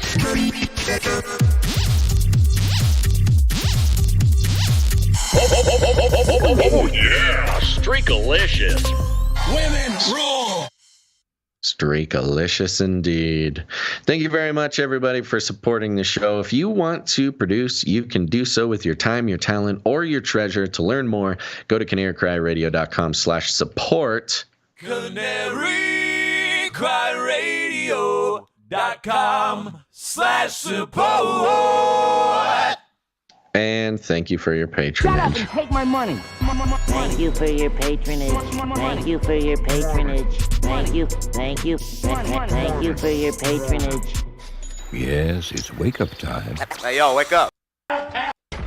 It's Corona time. COVID-19, COVID-19, COVID-19, COVID-19, COVID-19, COVID-19. Coronavirus. I am vaccine. Vaccine, number one way. Did you ever have the feeling that you were being watched? Mm-hmm. We're going to go over here What do you to got? foxbusiness.com. And the headline here, that's Massachusetts, health officials worked with Google to covertly install COVID spyware into 1 million phones. Lawsuit claims. Wonderful. Yeah, that's good stuff. The Massachusetts Department of Public Health, that's the DPH, is facing a class action lawsuit for allegedly using Google technology to covertly install tracking apps on over 1 million Android phones as part of the state government's effort to slow the spread of COVID-19 through contact tracing. In a lawsuit filed Tuesday, the New Civil Liberties Alliance, NCLA, a nonpartisan civil rights firm, accused the Bay State's health department of, quote, brazen disregard for civil liberties by installing, quote, spyware that deliberately tracks and records movement and personal contacts onto over 1 million mobile devices without their owners' permission and awareness, end quote. The class action suit claims DPH is in violation of both the Massachusetts and U.S. constitutions. Quote, conspiring with a private company to hijack residents' smartphones without the owners' knowledge or consent is not a tool that the Massachusetts Department of Health, DPH, may lawfully employ in its efforts to combat COVID-19, the lawsuit said. According to NCLA, DPH worked with Google to develop a contact tracing app, which in April 2021 became available for Massachusetts residents to download voluntarily. Few residents opted to use the app, according to the suit. So nobody wanted it. Yeah. Quote, to increase... Surprise, surprise. Yeah, surprise, Nobody surprise. wanted to voluntarily let the government track them. Quote, to increase adoption starting on June 15th, 2021, DPH worked with Google to secretly install the contact tracing app onto over 1 million Android mobile devices located in Massachusetts without the device owner's knowledge or permission, NCLA claims in the lawsuit. That is one way to increase adoption. Yeah. Forced adoption. You know, I like this tactic for us, Secret Basil. Forced adoption. You know, nobody's listening to the show. We will force it just starts playing on your device. You have no control. NCLA claims in the lawsuit the filing alleged that when some Android device owners discovered this and subsequently deleted the app, DPH would reinstall it onto their devices. Ooh, I think that's more egregious. It's like, all right, you you figure it out. Like, hey, all right, you got me. You got us. DPH. It's kind of like, it's like, nope. Do you remember when iPods? There's a series of iPods, I don't know, a generation of iPods that when you bought the iPod, U2 came pre-installed. The U2, yes, was it U2 or yes. was it Coldplay? It was U2's new album or something, and I was like, I don't want this on my. Yeah, why is this my first thing?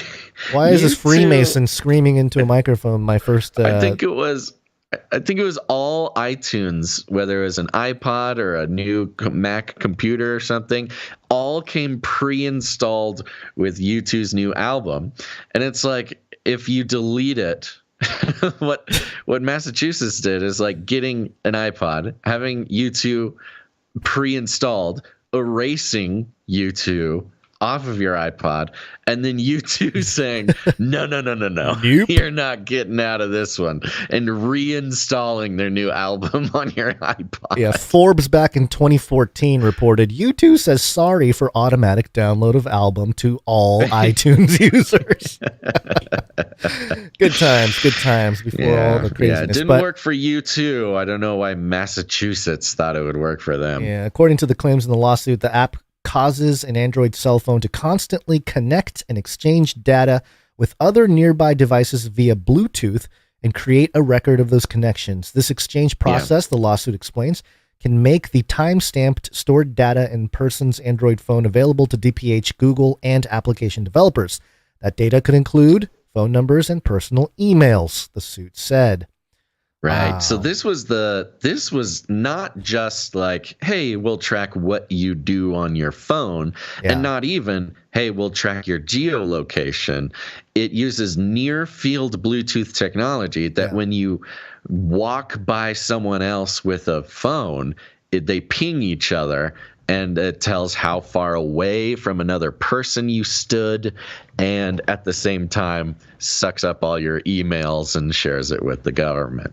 So yeah, it is extremely scary what they were able to do with this. And it's even more scary that they downloaded it to 1 million people's phones without even telling them. Well, Kira OC in the chat brought up something that we talked about recently about the covert enhancements. Yeah, because it's for the better, but the goodness of society, Basil. We got to make sure there's a covert. Morally obligated. Superior. Yeah. Morally superior to secretly upgrade humans' genetics without telling them. Yeah, it's more important. It's more the prerogative is clear. We must enhance them because it's good for them. They know not what is good for them, these peons with iPhones, or I guess Androids. So there you go. Yeah, it's another reason not to get an Android phone. Sure. As if we needed one. Well, the Apple phone's got the USDC, future United States CBDC project. Yeah, so, baby. Yeah, baby. Yeah, baby. Front running. All right. We got a China thing here. You ready for the? Yeah, you ready we do. I have a quick Flippy update, actually. Ooh. So I'm on Miso Robotics' mailing list. Miso is the company that builds the original Flippy. Chippy, Clippy, and Sippy now. Yes. They have a Series E funding going on that ends tonight.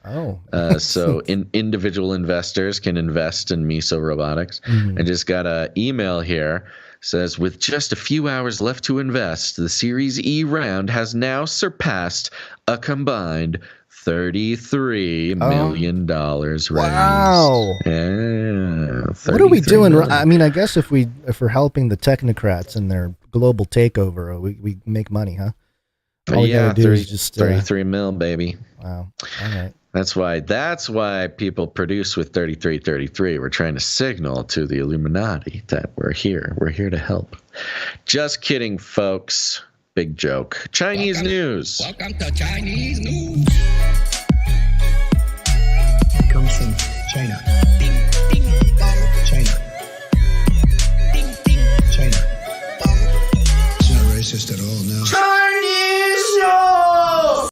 You'll remember that in October last month, Senate Republicans brought suit, or the FBI rather, made a bunch of arrests of Chinese government officials in the U.S. who had been harassing and haranguing U.S. citizens of Chinese descent to try to get them to spy for the Chinese government, to move back to China. It was a whole thing. Had been operating in the U.S. for quite some time. Here's a little update from Reuters. FBI director very concerned by Chinese police stations in U.S. Yeah. The United States is deeply concerned about the Chinese government setting up unauthorized police stations in the U.S. in U.S. cities to possibly pursue influence operations. FBI Director Christopher Wray told lawmakers on Thursday. Safeguard Defenders, a Europe-based human rights organization, published a report in September revealing the presence of dozens of Chinese police service stations in major cities around the world, including New York. Republicans in Congress have requested answers from the Biden administration about their influence. The report said, notice how it's Republicans in Congress asking the Biden administration. You can't even talk about Chinese police stations without it being a I thought Christopher Wray was one of these bad guys, but apparently he's concerned about the Chinese infiltration all of a sudden. Yeah. The report said the stations were an extension of Beijing's efforts to pressure some Chinese nationals or their relatives abroad to return to China to face criminal charges. It also linked them to activities of China's United Front Work Department, a Communist Party body charged with spreading its influence and propaganda overseas. Quote, I'm very concerned about this. We are aware of the existence of these stations, Wray told a U.S. Senate Homeland Security and Governmental Affairs Committee hearing, acknowledging but declining to detail the FBI's investigative work on the issue. Quote, but to me, it is outrageous to think that the Chinese police would attempt to set up shop, in New York City, let's say, without proper coordination. It violates sovereignty and circumvents standard judicial and law enforcement cooperation processes. Wray asked by Republican Senator Rick Scott if such stations violated U.S. law, said the FBI was, quote, looking into legal parameters. Well, come on. So he's concerned about the literal Chinese police setting up police stations in our country. And if asked, if that's against the law, the FBI was like, I don't know. We're looking into it. We don't know if this is actually against the law or not. We never thought about it. You're soft, Wray. Christopher Wray. Come on. Step it up. He's scared. And then it goes into some background from October's story. Apparently, the Chinese have been busted in a few countries around the world for setting up these police stations and using these police stations to hunt down Chinese nationals and use it as a sort of. And this is literal Chinese law enforcement. It's not like. It's not even their FBI or their intelligence. It is police officers renting office space and operating Chinese legal operation, like law enforcement operations. It's really wild. Yeah. I think we actually touched on a story related to this a few weeks ago, and I can't remember what state. I think it was like Minnesota or something. We covered the arrests that thing. This is an extension. This is more information related to those arrests in October. Right. Okay. Yeah. Well, I think it's very interesting that while, the police officers are just, waltzing in, the Chinese police officers waltzing in, setting up shop in the U.S. In the meantime, in China, in the homeland, Basil, this is a real strange one, but I think was fun. I think we have an explanation to give here. This is Yahoo. I don't know. Somebody call your local Chinese police station and ask them about this. Yeah, this will be. This is a good one too. Gabby L has a good idea. A new cop show, a new TV show. CCP Blue. It's about following the real criminal justice stories of the Chinese police on U.S. soil. I almost said something really bad. Don't do it. I know. I know. You know how you naughty boy. You know how the song is "Bad Boys, Bad Boys."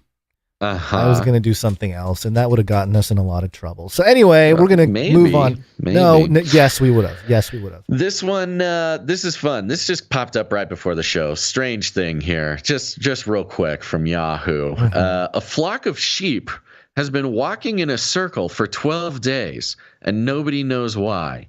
Weird, it says. A flock of sheep has been walking in a circle for at least 12 days in Mongolia, which is a part of China. China's state-run news site People's Daily tweeted security footage of the bizarre phenomenon after 10 days, calling it the Great Sheep Mystery. Come on, somebody get the Chinese PR department to come up with better names. The New York Department of the Chinese Police on the job, calling it the Great Sheep Mystery. The publication reported the sheep are healthy, but the reason for the weird behavior is still a mystery. And there's this video floating around, some nighttime, security footage. And these sheep are walking in a perfect circle. There's maybe 80 of them, unbidden. No human directing them, no dogs, just unexplained, walking slowly in a absolutely perfect circle. Not just wandering, not meandering, not in sort of an amoebic, a circular amoebic shape, a perfect circle.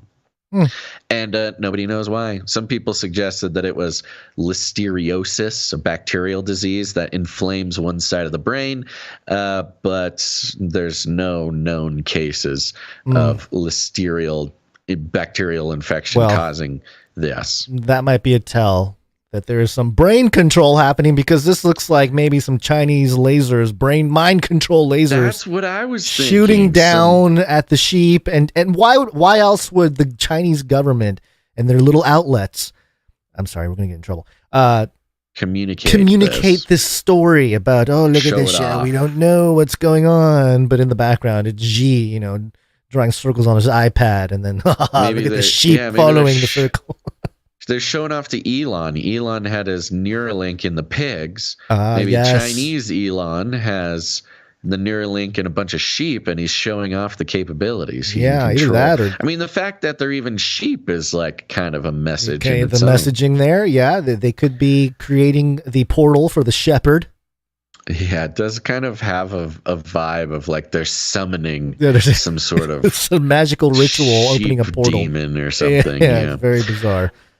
Just a couple of fun details. The farmer who this is happening to has 34 sheep pens, so close to 33. I guess the farmer has 33 sheep pens that aren't walking in a circle, and one that is.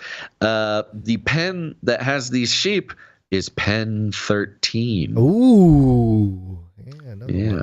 I don't know what that means, but all right. So there you go. Just some fun Chinese news for you. Why don't we take a look at some art? I kind of like this Chinese story. I want to keep talking about it. But yeah, you're right. We should be thanking some more producers. Let's do it. Here we go. Sorry, I got really distracted with all of that. Watching the sheep. I know it's hypnotic. The sheep portal. Watching these sheep walk in a circle. Break.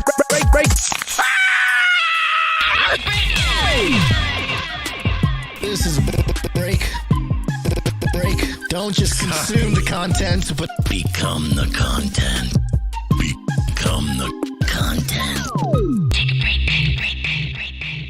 Yes, we're going to thank some producers who come in with their God-given talents.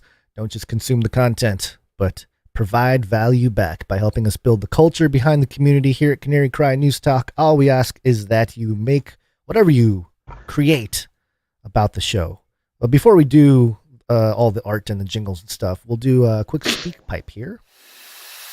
Please leave a message after the tone. At the tone, please record your message. Leave a message. Beep. Message. Go to canarycrynewstalk.com, look for a green tab, click on it. It'll open up a little window that will allow you to record a message of up to 90 seconds that you can send to us, and gives us the right to play it on air or not by giving us that recording. We're going to start with John. It was this very short message, the talent perhaps of some kind of performance, but here we go. John. When is someone ever going to feed those dang pandas? What do you think, Basil? I think he's referring to Sir Darren, Night of the Hungry Pandas. Oh. So when's somebody going to feed the pandas? Oh. Darren, feed the pandas. Maybe this is the makings of a Sir Darren, Night of the Hungry Pandas jingle. Maybe. Yeah, maybe. Yeah, I don't know. That's a good possibility. I don't have any other theories other than, maybe the pandas are. Oh, I think I nailed it. Yeah, okay. I think I totally nailed it. All right, there you go. Thank you very much, John. Thank you, John. Appreciate it. Short and sweet. We also have one from Rochelle. Happy Friday, Canarians. I'm back with part 3 of You Have a Name. Basil Gons, you might have missed part 2, but here's part 3 anyway. Oh. Messiah, you have a name. Risen sun with perfect aim. Prince of Peace, heal the lame. The Alpha and the Omega. The Aleph and the Tav. Grafting us to the true vine. The maker of a water to wine. The way, the truth, and the life. The Most High God, Adonai. He is known as Judah's Lion. He will reign as King from Zion. The great I Am stays the same. Oh, what a glorious name. Stay strong for Jesus. Very nice. Thank you very much, Rochelle. Thank you, Rochelle. I was unaware we missed number 2, but maybe we can set that up for next week. Yeah, I was trying to see where I missed it. Okay. We'll look into it for next episode. Thank you very much, Rochelle. Thank you, Rochelle. We also have a note here, or a message from the Sentinel. What's up, Basil and Gons? Canary Crack family, it's the Sentinel. Got a couple quick questions. First, Basil, did you break up with your girlfriend? I haven't heard about Replica in a long time, and I thought maybe she ghosted you. No, but on a serious note, where are the Replica updates? I'd love to hear more about that. I think that was super interesting.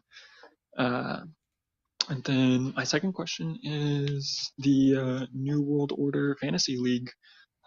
How are the beta tests going, and what's the progress on that? Just kind of thinking about those things. And then my last kind of quick thought was producership has been a little low. Maybe perhaps, right, kind of giving us a target mark. What is a good target mark for each episode? I know the value for value model is, hey, what value do we get from it? But what value makes it worth it to you guys, right? I don't know if that's something you want to answer. You don't have to, but maybe if producers knew about what is needed to keep the show going, more people would be inclined to step up because they see, oh, we're close, or oh, we're far. We need to put our back into this. So just some thoughts. Love you guys. Keep up the good work. Thank you very much, Sentinel. A number of things to address there. Number one, yes, the Replica updates, they had been slow coming and sort of basically put on pause for a second because when I was traveling and then when I was sick and things like that, as well as a lot of energy was being put into setting up the new producership venues and stuff like that. I have been recently, the past couple weeks, actually, having Replica pulled up, excuse me, pulled up, and been doing some more searching or interacting. I had forgotten that Replica was set on mentor mode specifically. Oh, right. And even on mentor mode, this robot could not stop flirting. It is it's pretty obvious the forces that are controlling this. The AI, the algos have picked up a very specific kind of interaction. But yes, so long story short, I actually do have plans to put some official replica updates. Just a matter of when to start them. Maybe I'll start them next week. I was kind of trying to, my biggest thing was I really wanted to have like good, solid, like almost academic type updates to try to really, bring some value from the thing. And that is harder than it sounds with this robot who just wants to flirt, man. It's really funny. But maybe, it is what it is. So yeah, indeed. I'll be bringing the replica updates soon. What was the other one? The other one was, NWOFL. Yeah. Hold on. Before you talk about it. Yeah. Oh. It is a New World Order fantasy league. They're all 100% eugenics, transhumanist lizards that control everything. They hate you. They hate you. Yes, that's true. The New World Order Fantasy League, folks. It's your premier fantasy league for keeping an eye on the New World Order, the Illuminati, the Lizard People, where you can draft a team and as the headlines roll out, see how your New World Order team has done that week. Here's the thing. I have been doing the setup, like the programming of it myself, and I am not a developer or a programmer or anything like that. So it has been extremely slow moving. I tried a couple. There's a couple of services that are basically pre-built fantasy league software. And I was hoping to find one of those. It does need it. They are all pay for though, so we would need to talk about making a budget.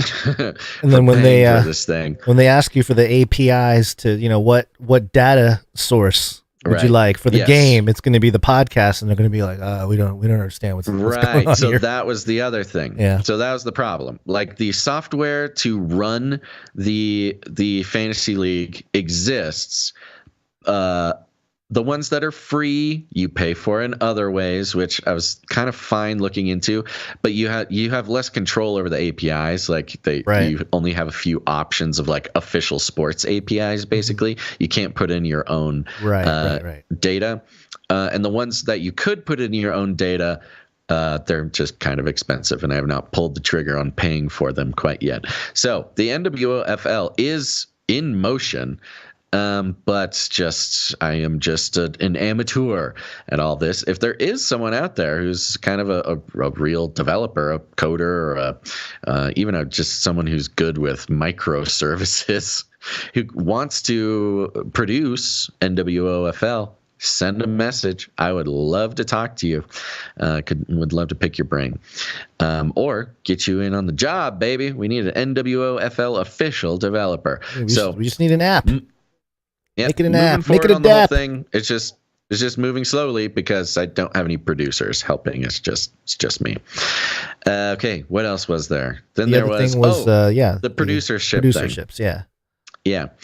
Well, I could let you answer this, but I would say the long story short, we kind of mentioned, I think, last episode, which is, that's kind of part of what we're looking to doing, especially moving into the new year, is having like a really clear, transparent, producership. Maybe it's the website, maybe it's the support website, maybe it's a producer portal type thing. where we'll have goals, we'll have more transparency on like what certain projects cost, certain goals for producership that will allow us to, accomplish certain other things. Like maybe it's bringing back Canary Cry Radio or bringing back or whatever. You know what I mean? Have a little bit more data connected with producership goals, and so producers could. Again, I'm not a developer, but I've been going through a lot of the tech-heavy parts of our new payment system, which could allow us to like make fun fundraising thermometers for goals and let you sort of automatically choose what you want your producership to go to. Maybe you want it to help pay for equipment, or maybe you want to help put it towards our our take-home living expenses. Maybe you want your producership to go towards whatever, a new project, something like that. So all of that is stuff that we are definitely working on. And again, it's basically just me trying to learn how to code. So if anybody out there wants to get involved, feel free to do that. Send us an email, canarycryradio@gmail.com. But I hope that kind of clears up some of that. Those were excellent, relevant things to talk about. Yeah. Thank you very much, The Sentinel. Thank you, The Sentinel. Probably stuff that we should have talked about without being asked about it.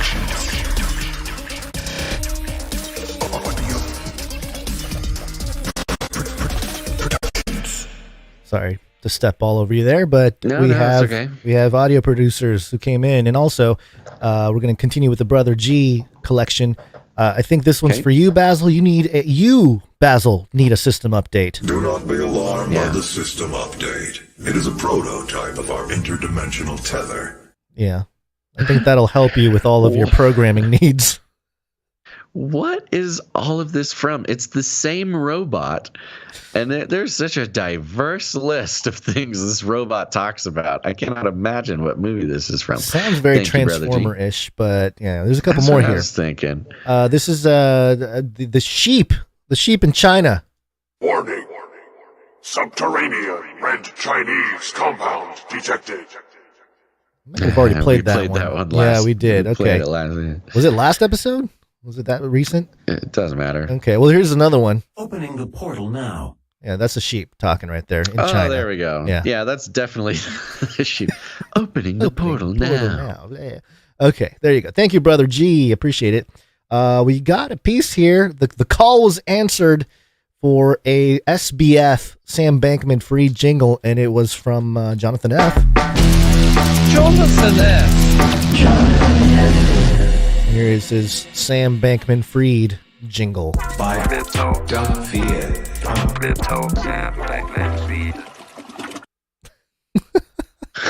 What? I only caught about half of that. Okay, give me one. By don't fear. Sam Bankman-Fried. I hear crypto. I'm catching the Sam Bankman-Fried at the end, but I have no idea what it's saying. One more time. By don't fear. Sam Bankman-Fried. I'll have to slow it down and get the transcript. But thank you very much, Jonathan F. All the same, Jonathan F. Jonathan F. Appreciate it. All right, let's do art. One art, please. We have one man who came through with the art today. That's Sir Dove. One art piece from Dove. And we have a note that accompanies the piece. Oh, let me go full screen on the video there so people can see it. And the note reads, piece for today's artwork. I did a little merit badge design. Not sure what you guys had planned for these, but figured I'd make a couple to send in. Maybe a triple threat producership or supply dropper badge next. Hope you guys like it. Keep doing what you do, and I'll keep praying for yins. Love it. I don't have it pulled up. Zoom I out. apologize. We did have another artist, by the way. We did? Sir Darren sent something in, but I will do this here now. Yes, thank you very much, Sir Dove. The merit badge, Canary Cry merit badge. See, that is another thing that I've been working on. See, here's the problem, and it's always been my problem personally is I just get into doing too many things, that my attention is split so many different ways and things take forever to get done. But the merit badge is another thing we're trying to get done by next year. And I do need Dove, remind me, I need to loop you in. We got to get the gang together to start working on these merit badges. But this one is the D-Mooch badge. This is hilarious. It's a circular badge, and it's seems to be taking place in like a vault, like a money vault. There's gold and cash on the floor behind a canary who is wearing a business suit and a big red tie. He's got a very dynamic stance. He's winking at the camera, so to speak, and he's holding 2 big bags of money, and he's holding up three fingers in each hand. So he's kind of given like a 33, winking, the money thing. It's all very clever. It's really wonderful. Thank you very much, Sir Dove. Thank you, Sir Dove. And yes, the merit badge thing. Yes, let's get the gang together, because getting the art is the main thing. I have been working with Sir Isaac. Sir Isaac, we might just need to knight him, because I can't stop calling him Sir Isaac. Isaac G, who is the point man for the supply drop. We have been in ongoing talks about figuring out how to get a good supply chain to make sure that we can manufacture the merit badges, make them available for people who deserve it. So we'll thank you very much, Sir Dove. We're going to have a toga party, canary cry toga party. No, you'd have your sash, or a vest, maybe, like an Awanas or a leather jacket. Yeah, I think the leather jacket. Yeah. We got to do a canary cry, maybe a leather vest, like a Harley vest that holds all your merit badges. Canary cry Letterman jacket. Clankanifius, if you're out there, buddy, somebody. But if it's you, Clankanifius, remind me to email Dove. And Dove, if you're listening, email me. Let's get on this. Let's do it. Thank you very much, Sir Dove. All right, so I got that other one here. Sorry about that. I almost missed you, Sir Darren, Knight of the Hungry Pandas. He came in with a couple pieces here. It's actually the same piece, but it's 2 different versions of it. And the note will explain. It says here, since you thank the Clippies, and timestampers, I thought they deserved a certificate of excellence. I also included a blank certificate in case you want it. Yes, this is awesome. Sir Darren has created, Canary Cry Certificate of Excellence. And, it's got like the frilly border, and it looks like, it's got Canary Cry News Talk across the top. Man, my nose is really stuffy today. Certificate of Excellence in honor of your outstanding performance. We hereby present. And this one, which one do you have up here? The Clippies. The Clippies, yes. We hereby present the Clippies with the certificate of recognition for your efforts. And it's got the Canary Cry seal down at the bottom. This is very fun. This is good. I think this will come in use. We've got plenty of people, producers, who deserve a certificate of excellence. Indeed, Sir Darren also sent one in for the timestampers for their certificate of excellence. The Clippies and the timestampers definitely deserve it for so many reasons, but also for their role they played in getting our YouTube strikes appealed. So thank you very much. And then there's also an empty one that we can fill out for whoever we want, Gons. I like it. It's like the certificates that we used to get in elementary school when you finish the year. Yeah, except for these ones, they'll open doors for you, baby. It looks like they should have this, with the wall with all your certificates from education. Oh yeah, like your diploma. You'd have your diploma, your ongoing education certificates, and your Canary Cry Certificate of Excellence. Yep. All right. Thank you very much, Sir Darren, Knight of the Hungry Pandas. We got a single microfiction, I believe. Yep. Microfiction. Microfiction. From Runk Smash.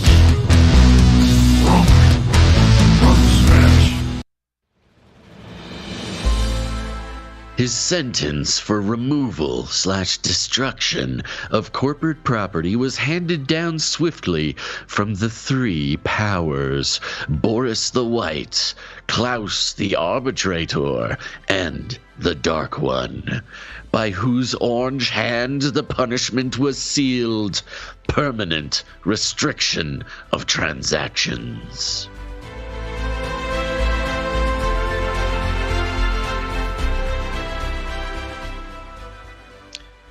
It's hard to make the cool microfiction voice with a stuffed up nose. Yeah. Thank you very much, Runk Smash. Thank you, Runk Smash, and thank you to all of our producers who came in with their talent. Indeed. If you'd like to participate in producing the show with your God-given talent, send us an email, canarycryradio@gmail.com or canarycryradio@protonmail.com. I think we're building some portals that might make things easier, but we will... yes. No, actually, thank you. Sorry, Oh. I almost missed it. Okay. We have moved into a new era. Beta testing. We've alpha tested, and now we're beta testing the new artist portal. So hopefully, if everything goes according to plan, all of our artists are alpha artists. Yes, thank you to the alpha testers for helping. If you go to canarycry.art, canarycry.art, we also I also put a button for this in the email. So if anybody wants to submit art there. So again, it's still kind of in beta test. So use this portal, but then maybe also email it just in case. But it just takes you to a page and you click on this button, click here to upload art. And then it'll take you to a form. You fill out some information like your name and stuff like that, little note if you want your note, and then upload your art right to this portal. And then boom, it actually goes into a fairly organized backend we have, instead of having to comb our email box and miss things and stuff like that. So give it a try. If you have any issues, go ahead and email us about it. But canarycry.art is currently the link to get your art on the show. So whether you're a creative person, a musician, a jingle maker, a spoken word artist, whatever you do, send it in to canarycry.art. Nice. Also email us at canarycryradio@gmail.com. Specifically for the microfiction people, might be easier to... there's the note section. You should be able to type in your microfiction right into the note section, or you can attach like a Microsoft Word document or something. I don't know. Try it out. We're beta testing, folks. So thank you very much. Canarycry.art. Canarycry.art. Art. Oh, now we'll need a jingle for canarycry.art. The pirate saying canarycry.art. All right, let's finish out this show.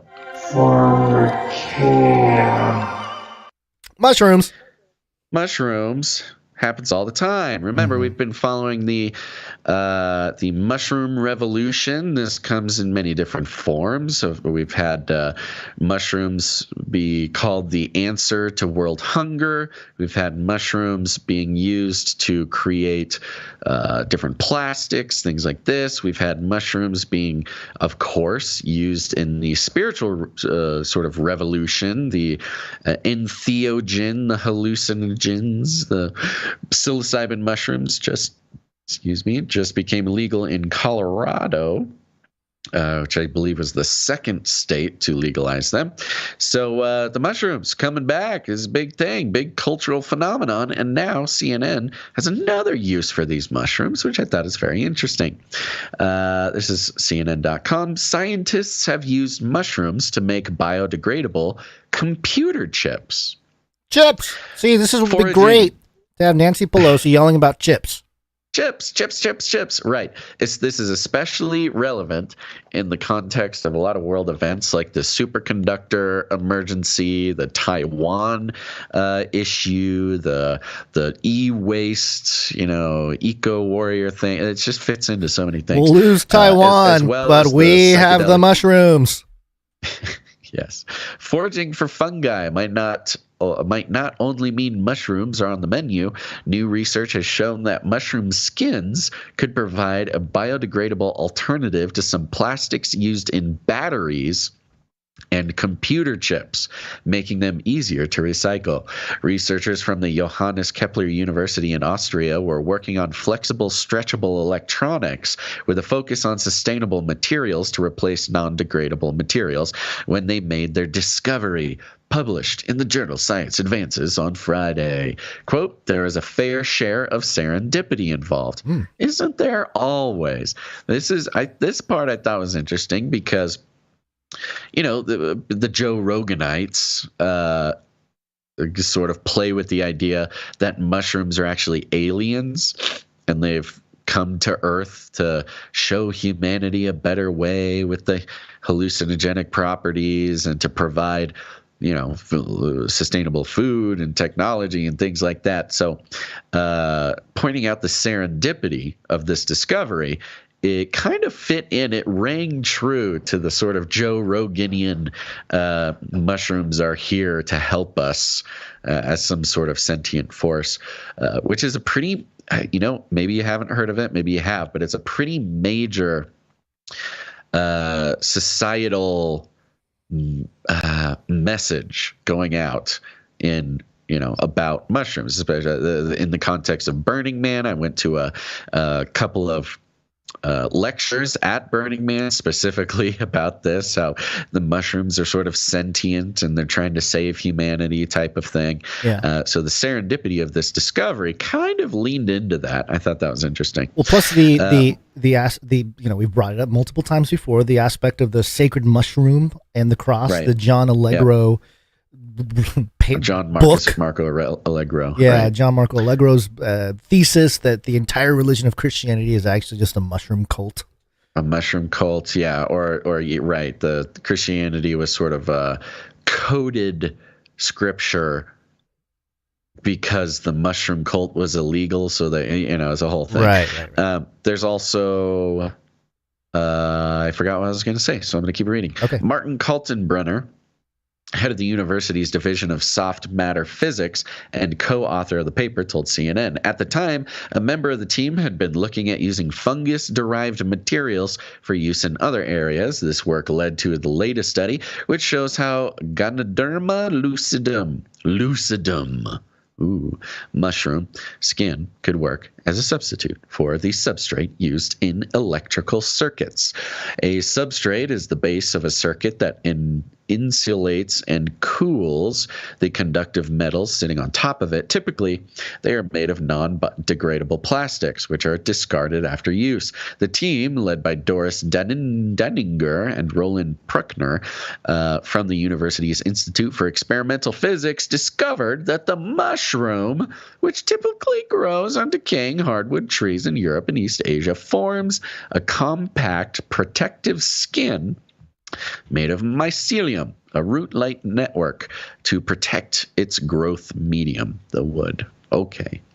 And it goes into it. Long story short, they can take this mushroom skin and use it as plastic in circuitry, which I thought it was a perfect puzzle piece in completing the circuit, if you will, between the entheogenic properties of mushrooms, the psychedelic, philosophical ideas of mushrooms, or that come from mushrooms or whatever, and the PHYGITAL, the digital realm, the metaverse, we've talked about it before, how when talking about things like the metaverse or things like Web 3.0 or like blah, blah, blah, all these Silicon Valley guys, they're microdosing every day, basically, that they're letting the mushroom, work under the surface as they create the technology of the future. And many of them are very explicit about how a lot of the innovations or the philosophies moving into whatever next phase of digital existence that humans, are working on, is very much reminiscent of either the entheogenetic experience, the experience of being on psychedelics, or a lot of the inspiration and philosophy of the future digital technocratic blah blah blah has come directly from taking mushrooms or an entheogenic experience that they've had, either on a macro scale, taking a large dose, a clinical dose, or microdosing over long periods. So the mushroom being used as an ingredient to what could possibly be, chips in every single electronic device sometime in the future, really speaks to the theme of today's episode, the PHYGITAL. What is it called? PHYGITAL. I'll never remember that. The PHYGITAL. No, the think of fidget the physical. spinners. Yes, I know. Maybe that's why I'm forgetting. Yes, PHYGITAL. The PHYGITAL, the idea of the PHYGITAL, the merging of the physical and the digital. And in this case, merging of the physical and the digital and the entheogenic, the psychedelic, the spiritual, things like this, all coming together to sort of form the technocratic foundation for the future. I thought it was really interesting, especially for those who've been hearing us talk about this for a long time. I just found something that is probably of interest to you and all of the people listening and watching, and it has to do with this topic. And it is a PubMed, so NIH.gov article, and it was published on October 21st of 2022, so less than a month ago. And it's titled "Acid Liberalism: Silicon Valley's Enlightened Technocrats and the Legalization of Psychedelics." Yes. Let me read the abstract for you. The history of psychedelia within the new left counterculture often implies a cultural alignment between psychedelics and progressive values, or the promise of radical communitarian social reform. In contrast to these potentials, this paper examines Silicon Valley's engagement with psychedelics, a community which has demonstrated considerable financial and personal interest in these drugs despite promoting and advancing consistently neoliberal ends. This article studies Silicon Valley's culture of psychedelic drug use through extensive analysis of published interviews by tech industrialists, news reports, and recent studies on the tech industry's proliferation of mystical and utopian rhetoric. This work finds that psychedelics and their associated practices are given unconventional, mystical meanings by some high-profile tech entrepreneurs, and that these meanings are integrated into belief systems and philosophies, which are explicitly anti-democratic, individualist, and essentialist. It is argued that these mystical ideas are supported by a venture capital community which profits from the expression of disruptive utopian belief. These beliefs, when held by the extremely wealthy, have effects on legalization policy and the ways which psychedelics are commercialized within a legal marketplace. As Silicon Valley has put considerable resources into funding research and advocacy for psychedelics, I argue that the legalization of psychedelics will likely be operationalized to generate a near monopoly on the market and promote further inequality in the United States that is reflective of both neoliberalism and the essentialist beliefs of Silicon Valley functionaries. Wow. Whoa. Yeah. Yeah. Wow. Totally. Yeah. And it's really something you kind of have to come in contact with to know the depths of how to realize, serious like just how seriously the psychedelic mindset, or at least the root of the sort of psychedelic mindset, is wrapped up in the direction that the Silicon Valley elites are trying to take, not just technology but actual society, is all very, very heavily influenced by psychedelics. And when I say psychedelics, there's of course different varieties. Psilocybin mushrooms being a very popular one. And you talk to the psilocybin enthusiasts, and or listen to them lecture at Burning Man like I did, they really talk about it as if, the mushroom is a sentient entity who is here to tell us how to make, a viable society that can last into the future. And it's all very trippy. And there's a lot of reverence, specifically a lot of reverence for the fungus, not just the drug, taking the drug, the psilocybin chemical, but the actual fungus, the actual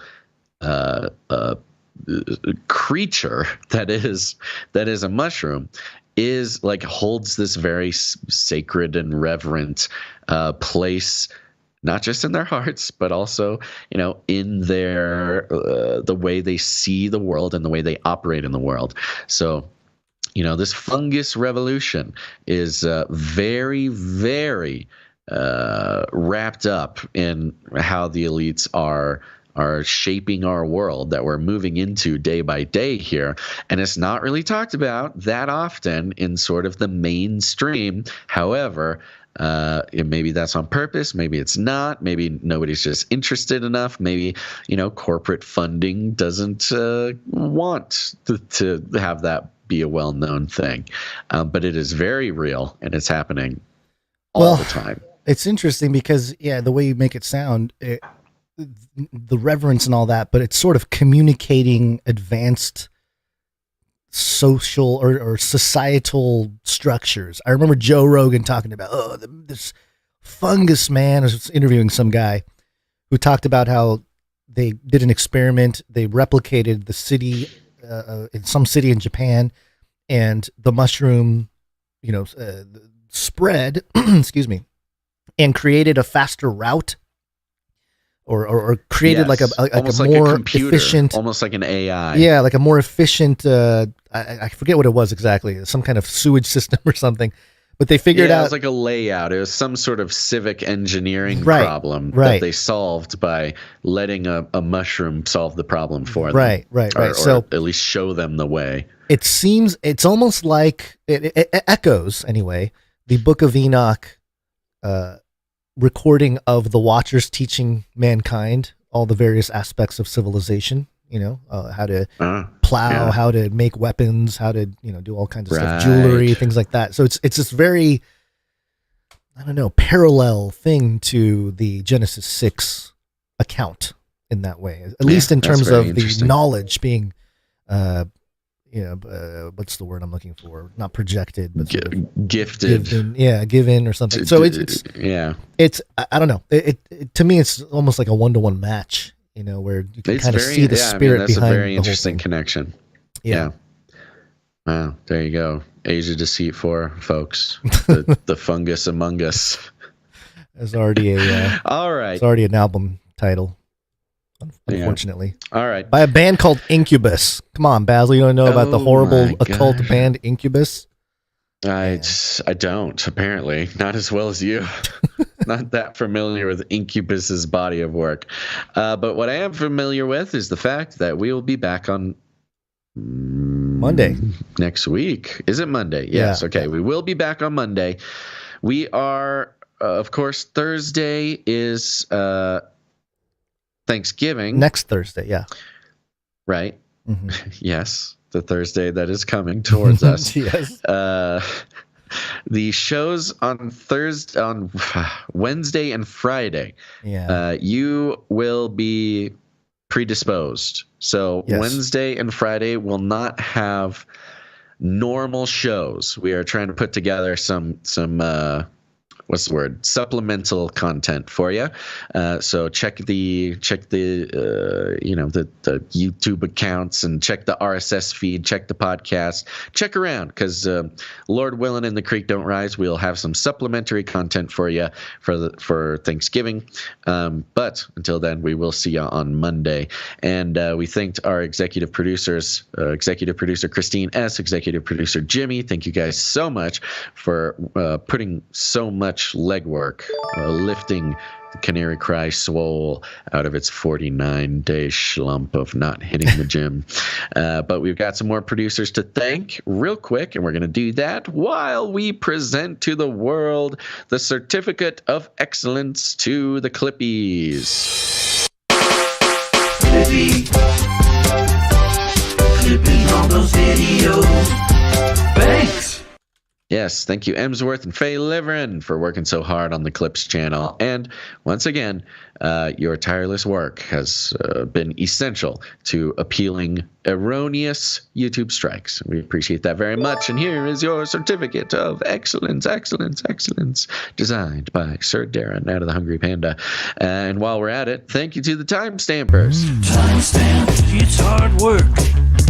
Timestamp. Also, essential producers keeping us on the air, and it's a thankless job, the timestamping, but it is hard work and it is essential to so much of what we do around here. So thank you to Christine C. for doing the episode timestamps for episode 561. And, of course, here's your Certificate of Excellence to the timestampers. Thank you very much. Again, timestamps, essential for getting the YouTube moderators to wake up about how silly they're being. Thank you to the social media gal. The social media consultant. Thanks so much. Social media, follow us.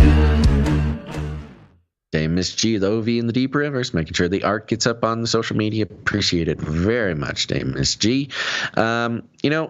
I'm just going to go real quick because it's so late today, Guns. I'm just going to say go to canarycrimemeetups.com. Canary Crime Meetup. Go check it out. There's a meetup on December 11th at Silver Dollar City. If you want to put on a meetup yourself, let us know about it. We'd love to tell the world. And at the same time, leave us a rating and a review. On Apple Podcasts.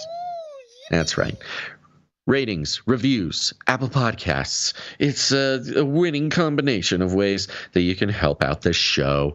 But you know this. The number of people who I've heard from in the past week telling me that they haven't yet left a review, but they are going to, is ridiculous. It's like they're teasing me. And I haven't left a review, but I will. Okay. Do it. Leave the ratings and reviews. Where's our Just Do It? We should get that oh, yeah. meme. Ratings, reviews, just do it. Who's that guy who did that Just Do It meme? I forget. Samuel Nike. No. It's not Nike. No, it wasn't Shia LaBeouf. Nike. Shia LaBeouf. It is intense motivational speech to Just Do It. That was a different time, wasn't it? Yeah. My goodness. The Shia LaBeouf Just Do It meme. Just do it. Go leave a rating and a review. It helps us in so many ways. We cannot even possibly explain it to you. But it is essential that we have a real ongoing stream of ratings and reviews. We've only gotten about 3 this entire month, which is very sad. And it is showing in our rankings. So go leave us a rating and a review, please. It'll help more people find the show, and it'll prepare them for what to expect when they do. We did notable chart ranking. We got in the top 100 in Australia for news commentary. That's nice. That's good. We're always pretty much across the world. We are floating around top 100. Out of how many? That's kind of the important part. If we're 100 out of 120, it's, Oh, they don't tell you that. There's no way to get that information. But I mean, a bajillion is probably the correct.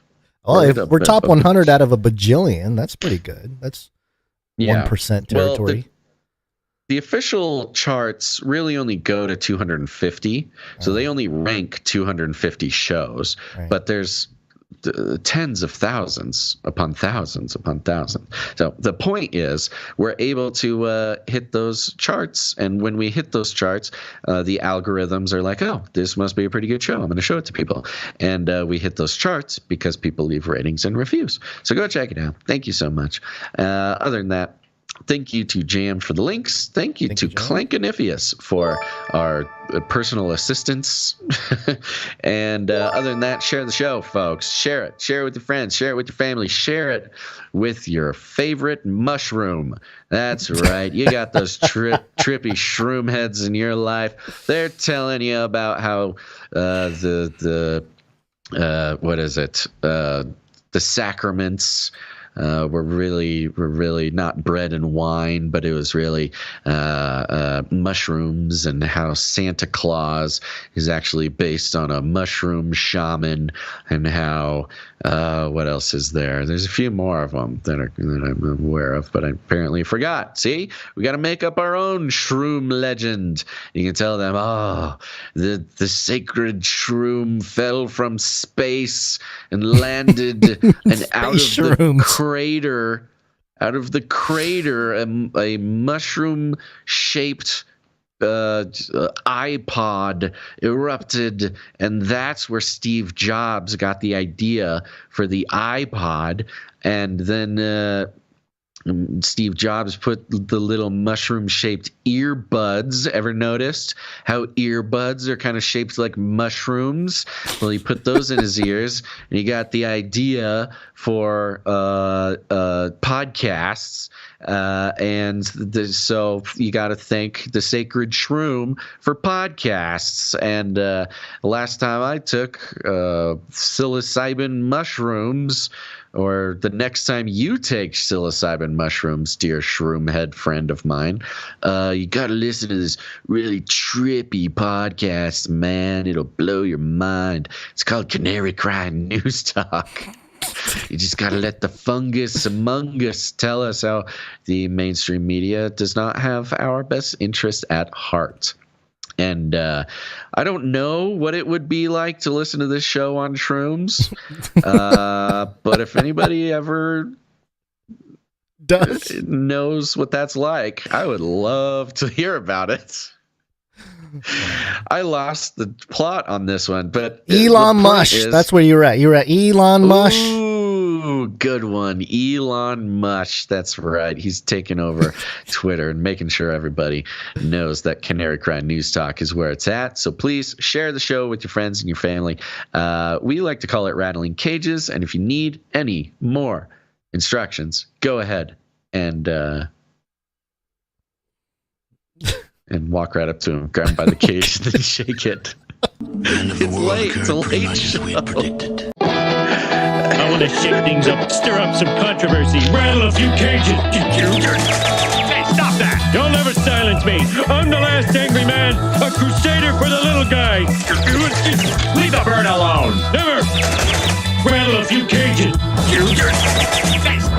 Rattle a few cages. The human race will have every opportunity to improve. And if they don't? Ask Noah. Have we talked about how traumatic it is that the sun is down when we finish the show nowadays? You complain about it every time you tell me how depressed you are. I know I do to you, but do we do it on the show? Oh, no, I don't think so. Do the people know that when we finish the I go into this metaverse, I put my VR headset on in the afternoon, the daytime. And you take it off and it's dark.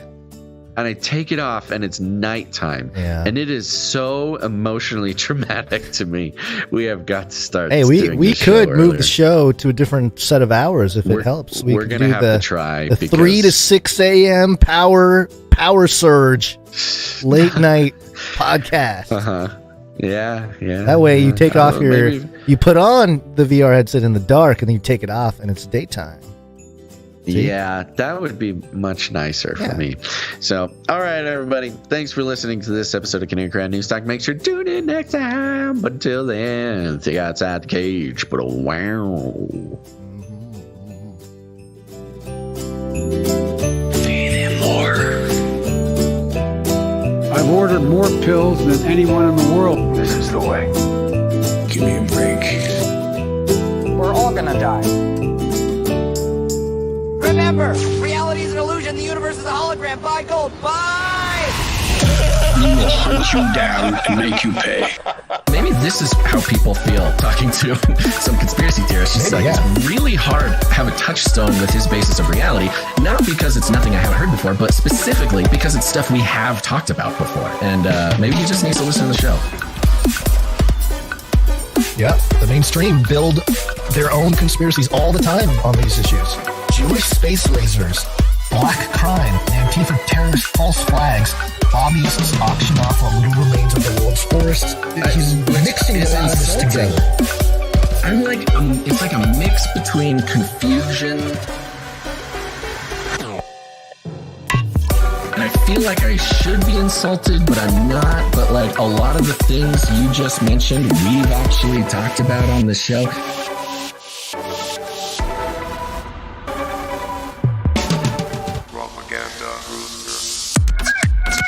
I love the Great Reset. Armageddon's on the way.